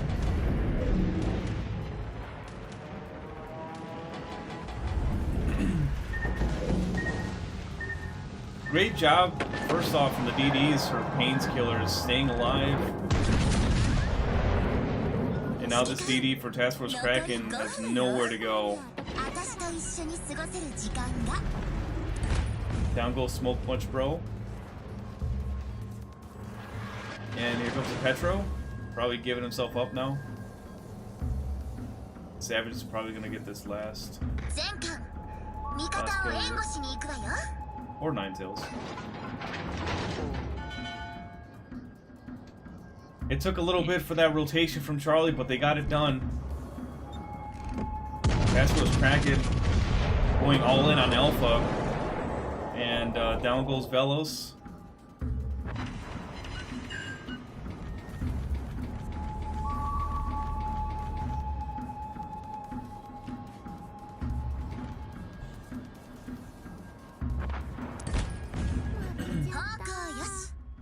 Game goes to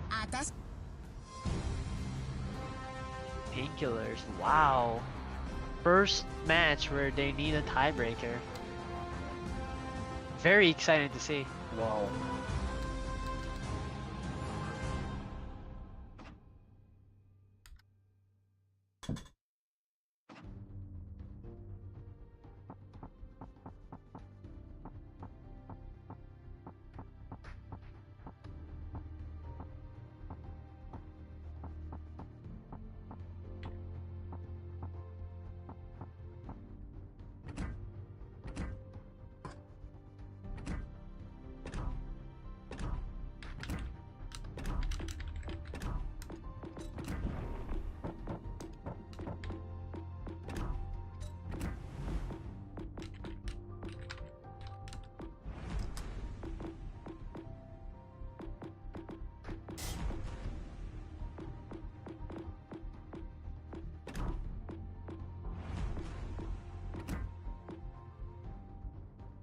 Alfarius. Kept it as main.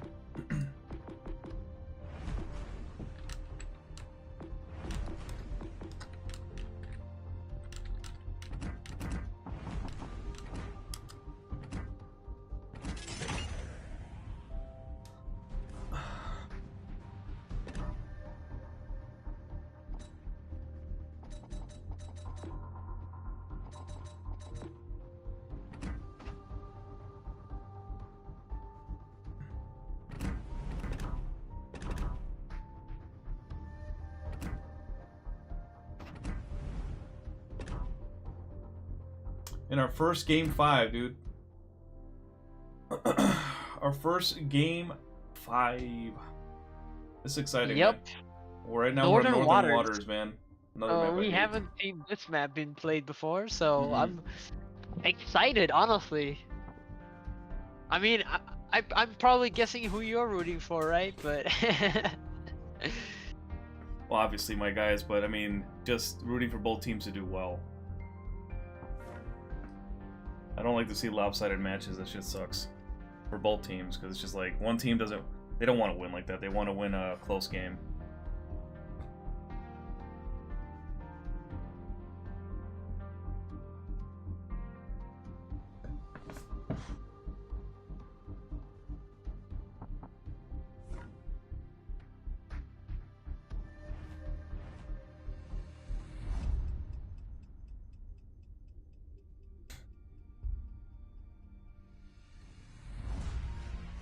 there we go. First POV going on, and then Which one do you want to do?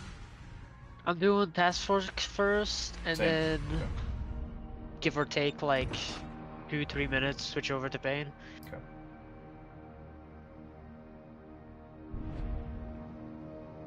So how does Pain play, or Painkillers play this match? Do you think they'll have this in the bag like the last match, or do you think they'll have a bit more trouble? Well, if Task Force Kraken continues to play like they did in the last game, what's going to happen is that they're going to forget about, right now, for example, Alpha is the weak side for them, right?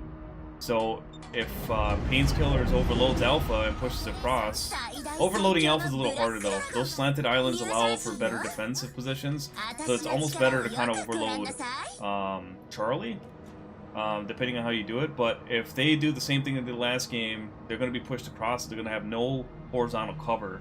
So any kind of flank that wins, if they win and secure it and push across, whoever has that first flank is going to dominate this match for the most part. Yep. But it seems that like Pain's Killers, no matter what situation they're in during these matches, they're always going to have an edge in terms of having Ninetales on their team because he's always edging. So now Ferris is spotted. Here come shots from Ninetales. I think this might be their first, actually no, their second time going against each other. Last game they were, and Ninetales with the HE shells. Yep. I think for the most part, Alfarius and Ninetales have been going against each other, so.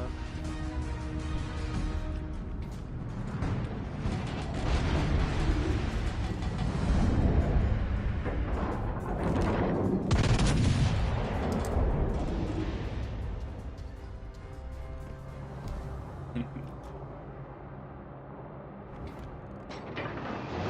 sets a fire. Of course he does. I'd be so mad. I'd be so mad if I was Alfarius. Like this mother. Oh, dude. Honestly, yeah.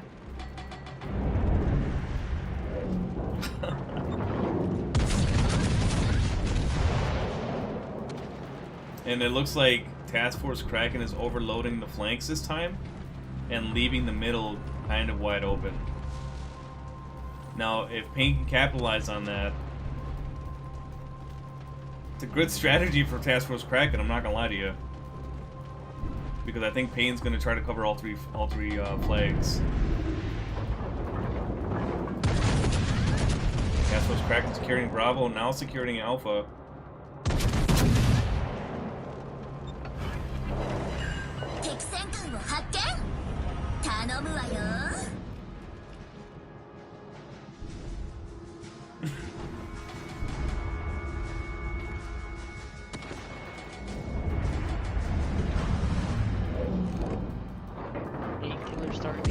Oh no!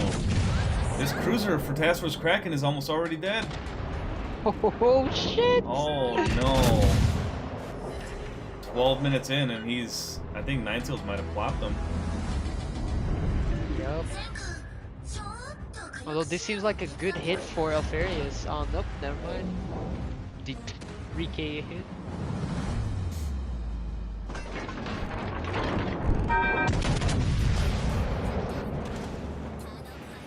Oh, I forgot. Psych You Thought from Ultra says that Payne's Armada went to Game 5 against CRD. Forgot about that. But that was before the quarterfinals, right? This is the quarterfinals, so that was before the quarterfinals. Yeah. Yeah. So yeah, no, definitely. Because I checked the scoreboard before even saying something. Yeah, because this was. And yeah, that was definitely before the quarterfinals. So. Yeah. So this is the official playoffs. The other one was like getting into the playoffs. Although wait. Now I'm trying to think. I mean, I guess they were playoff. Yeah, it's just a European playoff. Yeah. So I guess yeah, Payne versus the Fish. Dick Fish was the first one that had like a tiebreaker. Or yeah, it wasn't CRD. It was. Jesus, I'm mixing all these games up. Yeah, you're right.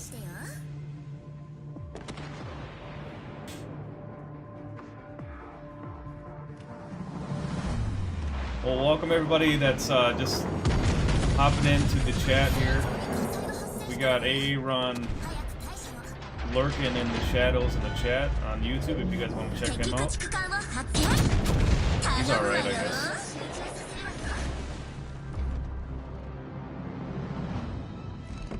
Did 15k in the Petro in his last game there. But Payne's Armada, or Payne's Killer, excuse me, taking the Alpha and Bravo. That's huge. Lab with a nice little flank. Using the island as cover.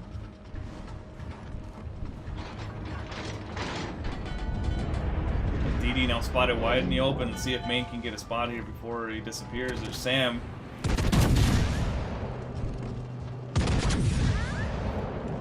Sam successfully avoiding those shells coming at him. Great job. Now he's gonna have cover.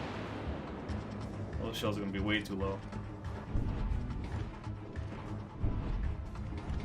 This is really weird. Like, Task Force Kraken has that edge on the right side at Alpha, but they haven't pushed in yet. They waited really, like, a really long time.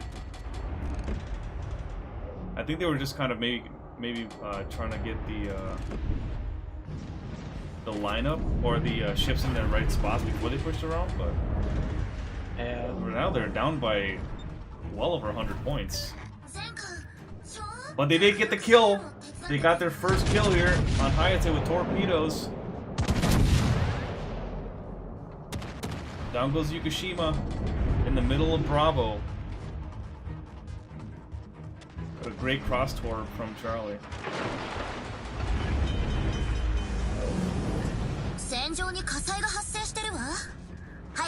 You wanna switch over to Payne? Yeah, sounds good. I'm definitely interested to see what they're doing. I know they're trying to get rid of that cruiser here on the right. They're interesting. They're up on point. One, but losing 2 caps. Still in good shape. You know, they got the caps contested at Alpha. Bravo's going to be taken. But you can take out this Petro, then they're going to be... Oh, Lucian Torps. That hurts. Charlie's also oof. And 2 floods, One man. This is the first time I've seen that animation, or the little double flood symbol there. Really? Yeah, I have not seen that. Because normally the torpedoes Playing out of the game, or? Huh? Have you not been playing the game, or? Right. Well, I've never been double flooded, so I haven't seen that myself. But oh, okay. No, because personally, I haven't played. Yeah. Oh, yeah. Okay. Because the front half of the ship and the second half of the ship get flooded.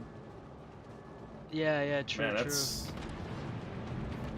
Yeah, I've been out of the game for so long, so I just haven't Yeah, I haven't experienced it either. You gotta get rid of this Petro. I know he's focused on that DD there, but trust the DD in the middle to do his job. Take out that Petro for your DD on the right.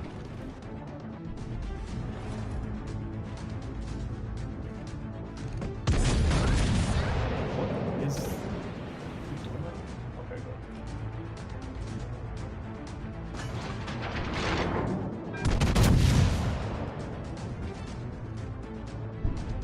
They're so low.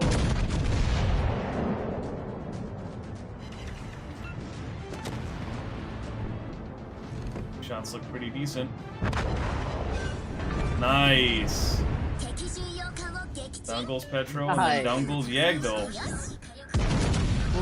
Great, but And here comes more torpedoes from Lucian. oh damn, dude. It's unspotted torpedoes, man.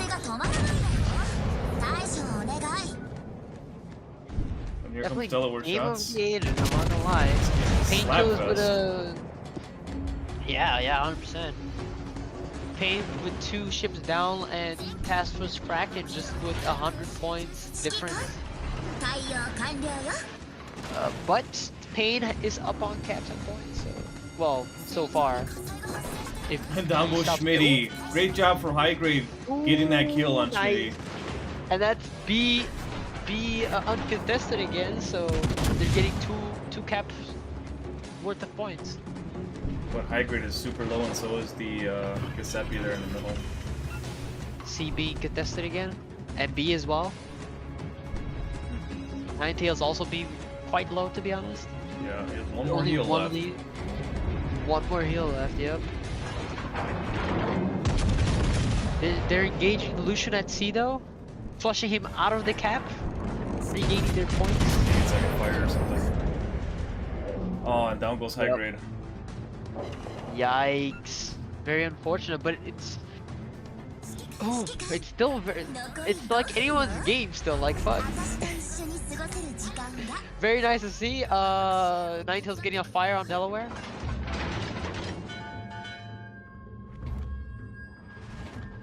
It's gonna be interesting because the situation that they're in now is what Task Force Kraken was in before, where they were kind of Yep. pushed to the corner.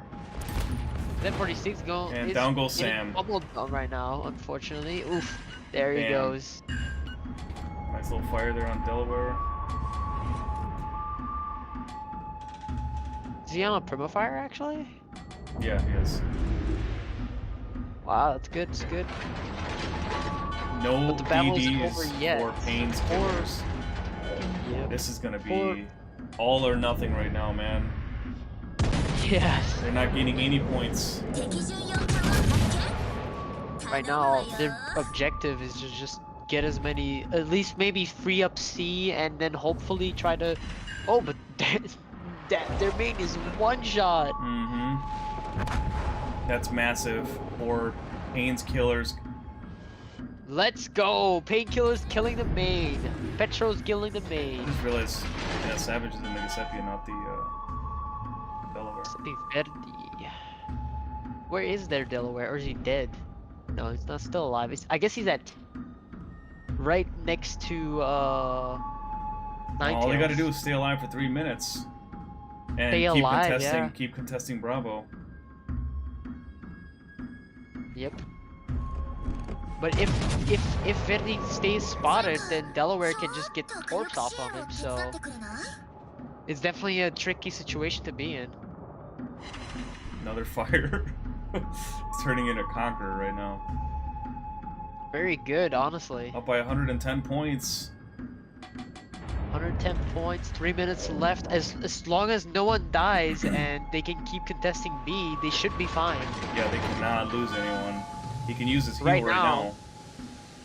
Yeah, and So right now use- Task Force Kraken needs to push, I think, or else. This would have been a good match or good map for the Delaware. Yeah, I was just about to say Yeah. there's no Delaware. Holy crap. They have Delaware, but Painkillers do not. Yeah, that's what I mean. Like That's very Painkillers does interesting. not have Delaware. If Giuseppe Verdi was a Delaware, I think B would have been played way differently, and I think they would have had an easier Yeah. chance to These planes on Giuseppe. Crappy. Can Savage avoid these? God. He might be able to trade if they kill this.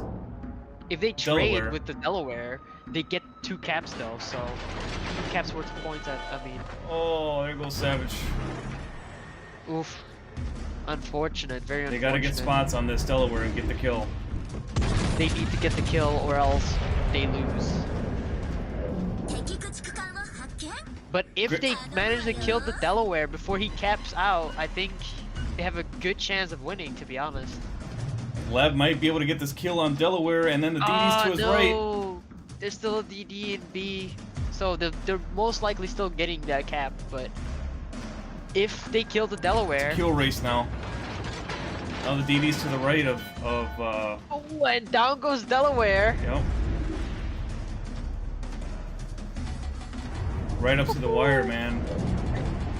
Man, I am at the edge of my seat, dude. I'm at the edge of my seat. Oh my god.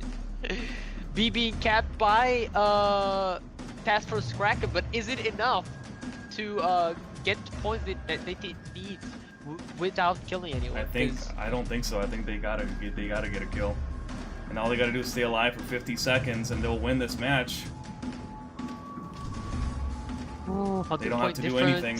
Oh my god, yep. Here we go, They boys. just need to stay alive. They just need to stay alive. And Come on, Task Force Kraken. painkillers. Let's head on over to their POV and see what they're looking at here. Yep. Oh, they're too far away. They got the 2 DDs there in the middle, but Lev just needs to stay unspotted. No, but even so, the battleship is still quite far, and Lev is angled relatively good, so... Yeah, but Lev's spotted now and he's being engaged. But they're missing, so... Yep. that I think that's game, dude. 15 seconds, there's not much they can do. 10 seconds left. 9, 8, 私たちの戦 7, 果がかすごい 5, 5, 4. 4, 3, 2, 1. That's game Unbelievable. painkillers. Holy crap, dude. Wow. Holy crap. Without having the advantage of destroyers, and they still pull this off. This is and unbelievable. a Delaware, dude. And a Delaware. They Yep. can't forget that. They did it without a Delaware. Unbelievable. Amazing gameplay from Painkillers. Holy crap. I can't even tell you which team played better, except for the one that won, obviously. But other than that, you take the score away, both teams played like evenly matched. This was one of the best series I've ever commentated, or had the pleasure of commentating over. It was awesome. Oh yeah, 100%. Jesus. Great job, both teams, man.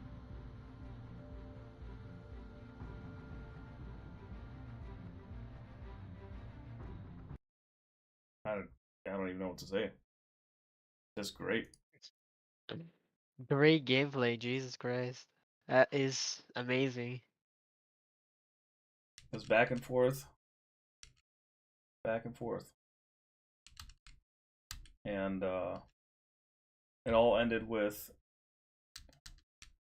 Painkillers. Oops, gave the wrong point to the Painkillers winning 2 in a row to finish it off.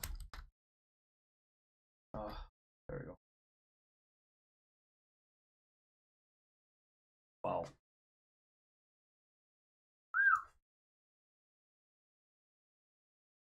What are your initial thoughts on that?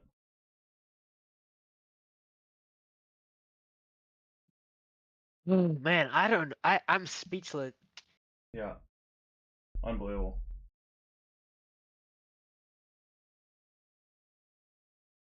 Oh, man, again, yeah, I'm just speechless. Holy crap. Like oh my god. Killers getting it at the end there. It was so close too. But all matches were relatively close, to be honest. Like they just kept going back and forth, and the last 2 matches went to Painkillers, so that was really, really nice to see. Both gave it their all, but Painkillers were just a bit better in Warriors Path and then the last match as well. Yeah. And honestly, the last match personally I personally think that's the best one since it was very close, and I think they would have won easier had they had like a Delaware as well. Yeah, they had the advantage there, Delaware, and then also having the DD. And I think the Delaware for their team, um, for Task Force Kraken, he was kind of caught out of position. It was a 4v1 in a way for a little while. And he just kept getting farmed until his team got there, but they got there a little too late. They were able to capture Alpha and Bravo towards the end, but it was just a little too late. And I think in the beginning, what kind of slowed them down for Task Force Kraken was that long rotation at Alpha. It was not that it was unnecessary because I'm not sure what their strategy was to begin with, so I'm not going to judge that.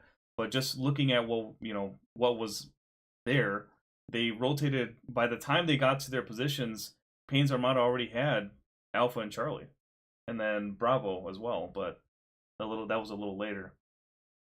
And then they were able to push across from Alpha to Bravo. But by then, the point differential, and they were losing ships left and right. They just couldn't stay alive.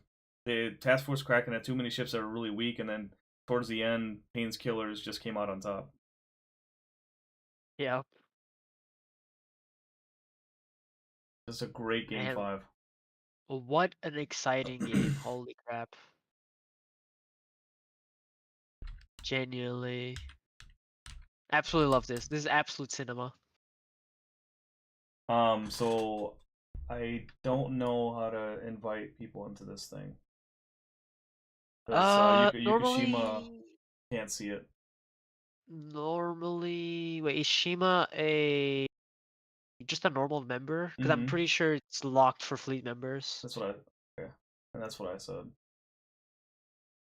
But if Shima just quickly gets what's it called? Let me check what it's called. Like the fleet emissary role real quick, he can join.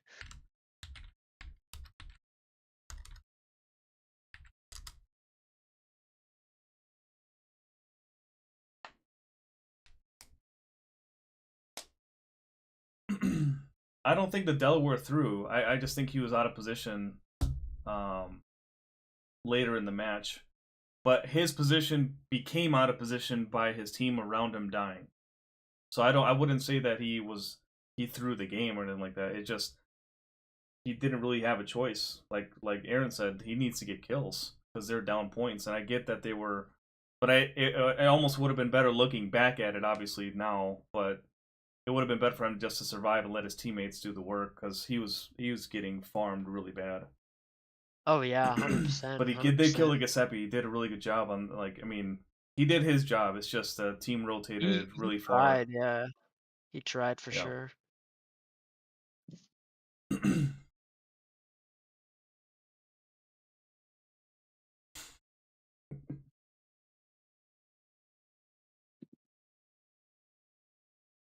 Very exciting to see.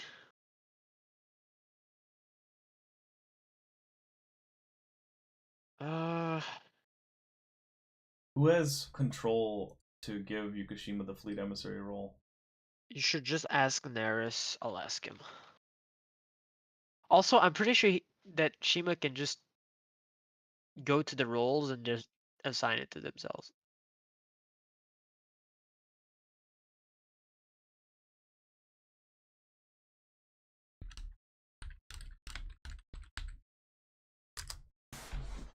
This is one thing that we'll get more smooth at once we have like a select number of people that are good can join. Because what I wish we could do is we can invite them to the channel and then give them the roles ourselves, and then after the interview, just because I think it should be, instead of having like a fleet emissary, just have an interviewer role or interviewee. Yeah, You know what I mean? And then they yeah, can click on that, give it to them, and then it's just temporary for the interview, and then take it away. You know what I mean? yeah. But I'll ask Naris if he can just do it real quick. okay.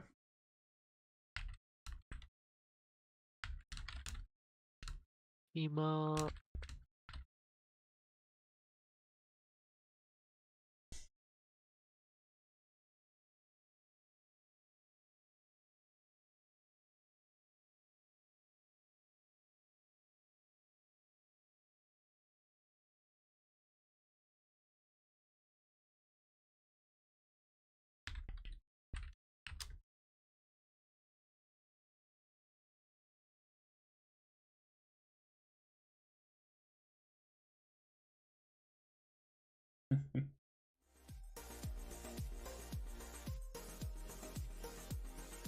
Yeah, of course. Yeah, he just gave Shima the emissary.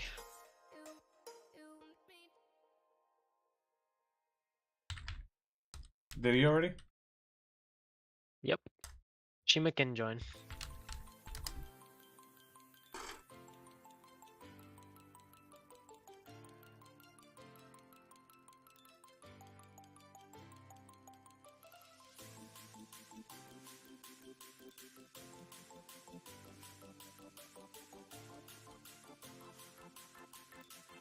Alright.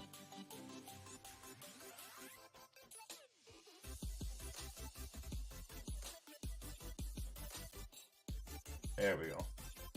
Oh, okay. There we go. Yuki, what's up? Hello. Yo, what's up, Shima? Hi, Isaac. That was How's it going? How's it going? very good, especially after Wha- those matches. How are you feeling? Oh my gosh. I think the feelings after that last round were probably some of the most tense I've felt after any tournament round. Just, it was so down to the wire, and we were playing super, super hard to pick it back up after that. I think the third round when we were down 2. So, just going into that last round, knowing it was like make or break, and it coming down all the way down to the last 2 seconds, so tense, so on edge. So like the euphoria at the end of the match was fantastic. Yeah, the back and forth that both teams had, you know, Isaac was saying is like at the edge of his seat, and I think you guys kept learning from each other, and I think that every single game each team played better than the last game. You know, what do you think? Like, do you think that we're right in seeing that? Because we saw that, like, at least from our point of view, evolve. Each team kind of evolved, and then towards the end, there just got right down to the wire. Each game get closer and closer and closer. Yeah, I think I agree with that. And of course, being a player, it's hard to see like the big picture of that. But I would absolutely say TFKN totally like from match to match they were doing new things, and they were definitely giving us a challenge. So it was nice to be able to like to really think about, oh, what's our plan with positioning, what's our plan to counter one of their pushes and such. So we really had to play against that, and massive props to TFKN. Like they have played such a fantastic improvement. It was pretty playing against them. So Isaac, you want to give the first? You got any first questions you want to give about the game? Wait. Let me just grab my notes real quick.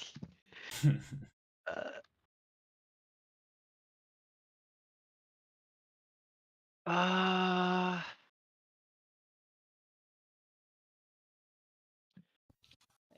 yeah. Okay. So, not sure because I was only like I was zoning out a little bit. Sorry, but It's okay. um, It was a lot that happened, so I can't blame you.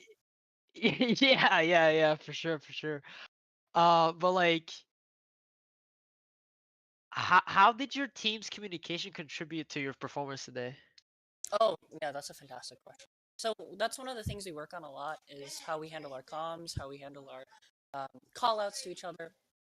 So it's huge, like we were doing small things to like try and improve our comms, and there were, I think, like there's moments when it absolutely matters, when like a push is coming and you need to like full focus the team and you need to know who to isolate or who to handle, and all the way until that very last second, like the comms mattered because the call outs we were giving and saying like, okay, push this, or okay, don't push this, like don't give that angle, or make sure you retreat this way, and such. Huge, absolutely important, and needed to help us win today. So I would say extremely 10 out of 10 importance. Yeah, for sure. And like, I think I'm not sure if it was I think it was the second match, but like we saw. I'm not sure if it was your team or Task Force Kraken, and if it wasn't your team, then I'll just ask the dudes from Task Force Kraken. But like, we saw your BB switch up from B to C. Like, how did that really affect your gameplay on that match? I don't remember which match that was. I want to say like the one map where we did do that was the first round, Was it the first and round? Yeah, it's I think possible. it I was think the it was first round. Atlantic. Yeah. Yeah. Yeah, I think first that option. was that was one of those things where we kind of realized like, okay, maybe that wasn't the move. So it was it's because we took a loss on that first round, but that's why it was important that we were to adapt. And as you guys said earlier, like we had to kind of improve as the game went on. No, I think that was one of the things that we definitely did. So Just to kind of, I guess, add on to what you're talking about, that situation, we did notice that rotation, but then we also noticed that you played it really smart. You're like, hey, I'm gonna let the guys behind me finish their rotation, get a little closer, and then I'll help contest the cap, because you guys kind of gave up yeah, that Charlie cap. But at the same time, it's like, well, it was good to do that because you didn't know what was out there. You don't want to go in there and all of a sudden you get radar trapped and sonar trapped, and then a battleship finishes you off. yeah, Obviously that match towards the end didn't go the way it did, but it went right down to the wire. So I mean, RNG had a lot to do with it. Obviously, it always does. But I think you guys had a really good strategy in place. thank you. But towards the end there, Ninetales coming out trying to get that Lucian. Had he had a little bit better dispersion, that would have been a little different. So just hats off to you, because a lot of times DDs would just rush in there. I got to get to the cap. Got to get to the cap. They're not realizing that the guys behind them, they're supporting them. They're not in position yet. So when you make that rotation, and we saw that with I think it was when I was watching Hull Crushers. They had done the same rotation, and then the Petro got caught because he pushed out on that right side from the south spawn, and there was just no cover once you do that, and the Delaware is just devastating. But yeah, great job on that. So, question for you: Thank you very much. how did it feel playing Hayate, a ship that you absolutely love and adore at Tier 8? How did you feel playing throughout the entire series? That's that's actually a really funny question. So yeah, most of the people may know that I love Hayate. I love playing her in standard. I have my, I jive with her. This is the first time taking her out back in comp for like a year ago, and I think I like Hayate. In comp, I'm a little iffy. We're gonna wait and see what that develops into. Maybe I'll practice a little bit more. It's better with Hayate, but I definitely think Hayate feels a lot stronger in standard comp, but that's all I'm gonna say about that because I don't want to reveal too much. Yeah, of course. But yeah, thank you for the shout out earlier. But yeah, positioning is I think the most important part of this game, and that was one of those like key decisions in that first round. I was like, I knew in the past we had a few mistakes in terms of how deep we pushed on that cap. And so I was like, you know what? I'm not going to make that mistake. I'm going to, wait for the team to get in, and then I'm going to make that push. So conscious decisions. But you guys making it to the semifinals? How excited are you about it? Is that the next round? I think extremely. Like we're super, super happy that we could make it this far, and we hope to only keep continuing from here. Last season was a little bit of a back and forth roller coaster of emotions. So this time it feels really nice to like just play really hard and actually like kind of get into the spot because we won it. So great feelings all around. Yeah, man. I'm definitely rooting for you guys now. Thank you so much, Isaac. But awesome. Thank you so much for your time. You got any more questions, Isaac, or can we let her go? No, I think that's all for me, honestly. Thank you so much for the interview, Shima. I appreciate it. Really nice to see you play. And yeah, we'll see you in the semifinals. Thank you very much. Well, time for Good luck. TFKN. Enjoy this Thank win, you and we'll guys see so you much. next week. Yeah, GG's TFKN. Appreciate it. Yeah, man. All right. So now that we have The great and powerful Obi-Wan. Hello there. What's up, dog? What is up? What's going on, you guys? Shout out to Pain, man. They played a hell of a match. Really, really great job on their part. I gotta hand it to them. played positioning really, really well. Spotting was really well. They contested really well. Like, it's probably well known that our fleet is very aggressive on the caps. That's something that I feel like um, we tend to put a priority on. So their ability to kind of push and pull with the caps was really good. And that really caused a lot of trouble because usually when, the past couple matches that we played, it was really, you know, cap control. And, most of our matches we played, we pulled it early, grabbed it early, held it early, and they did a fantastic job. They really did. So, a quick question for you, just to start this off. You know, game one, you guys win, and it's then fast forward to game four, and you guys are just back and forth, back and forth. You know, is there a part of you that's like happy that this is happening and not like each game's like a blowout win or a blowout loss? Oh, absolutely. I think to the community, for those that are watching the stream, I think that's probably what a lot of community members that are watching want to see. And we know that the player base in our game is sometimes very skewed, either really good or not so really good. Right. So to have matches like these, I think they're just absolutely fun. Like it's another level of play. It's a complete adjustment from standard brawl ranked. Like you're thinking about the game completely differently, and these matches are incredibly fun to play. They really are.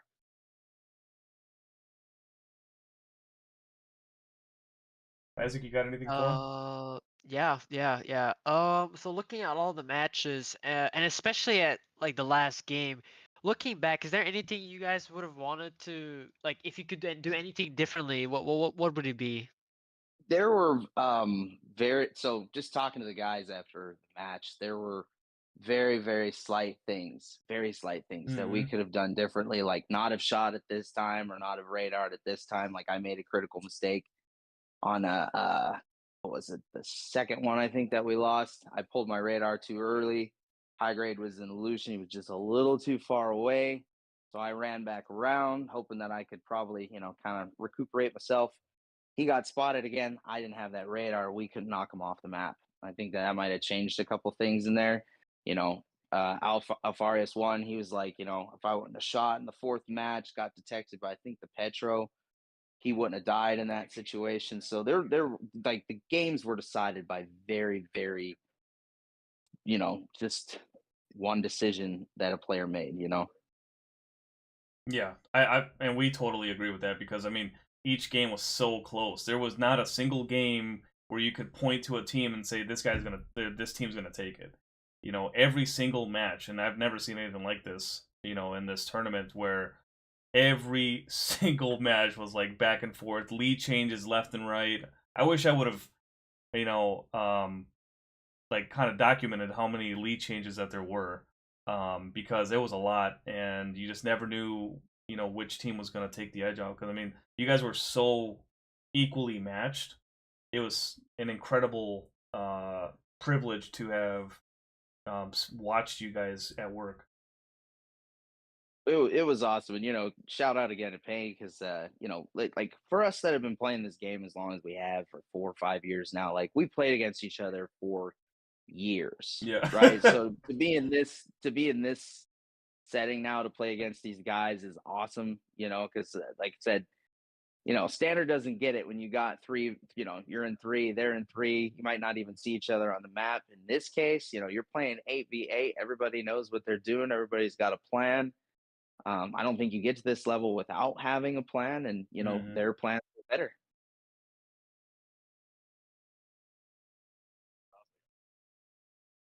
Yeah, I do agree with that, and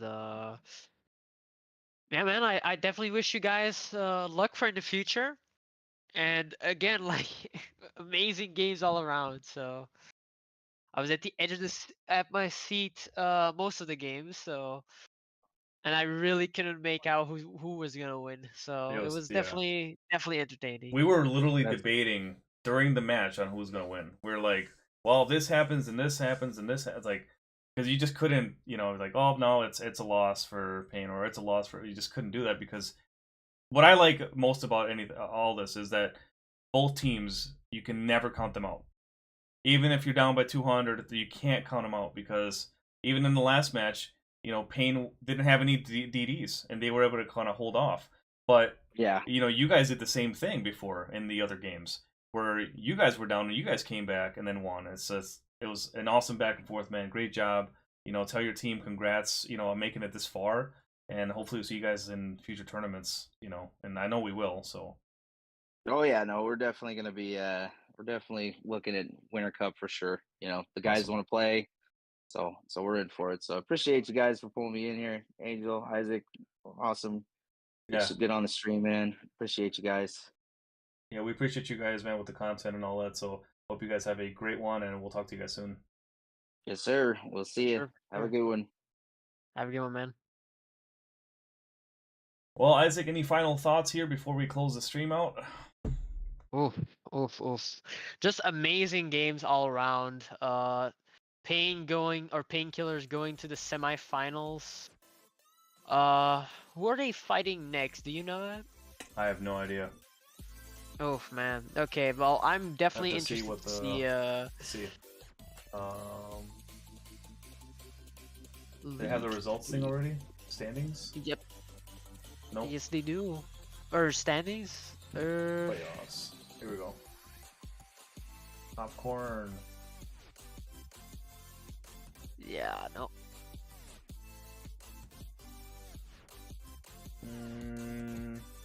Looks like they go against Hulk.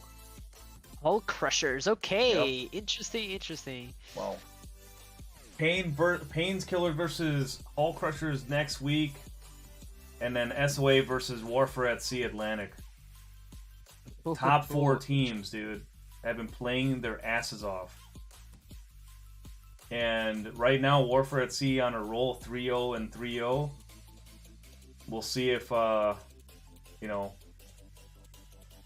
see if they're going to be able to continue that streak, or is SOA going to give them a run for their money? We'll find out. It's going to be honestly very with close. how SOA is playing so far. I think SOA is definitely going to give Waza a run for their money, 100%. Yep. I'm rooting for them 100%, and on Painkiller's side, I'm definitely rooting for Painkillers as well. Yeah, same here. I feel like they have a fair shot at Hulk Crushers, so yeah, I'd say go get them, Tigers. Mm-hmm.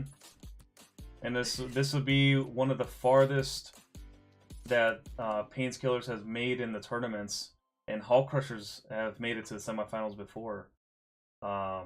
So we'll see if they're going to be able to kind of beat out Painkillers and get up into going against the winners and of SOA and Warfare at Sea, or is it going to be Painkillers for the first time in the finals? Both teams have made it really far in the tournament, have done really, really well. Warfare at Sea seems to have yet had a very, very good challenge where I think, like, I agree with you, I think SOA is going to be a great challenge for them. And yeah, it's going to be a great weekend next weekend. Don't miss out, guys. Once these matches are booked, you'll see who's going to be streaming them. I know that I'm definitely going to be there. So hopefully we get like a whole bunch of commentators together and get these 2 matches. Hell yes. It's going to be so exciting, man. Heck yes. But anyways, in closing, great matches today. We had a doubleheader ourselves. Congratulations to Warfare at Sea moving on, beating UFO 3-0. We didn't get to cover that match, but yeah, we'll see you guys next weekend. Take care of yourselves. I'm your boy Andrew Rabbit Jr. and my boy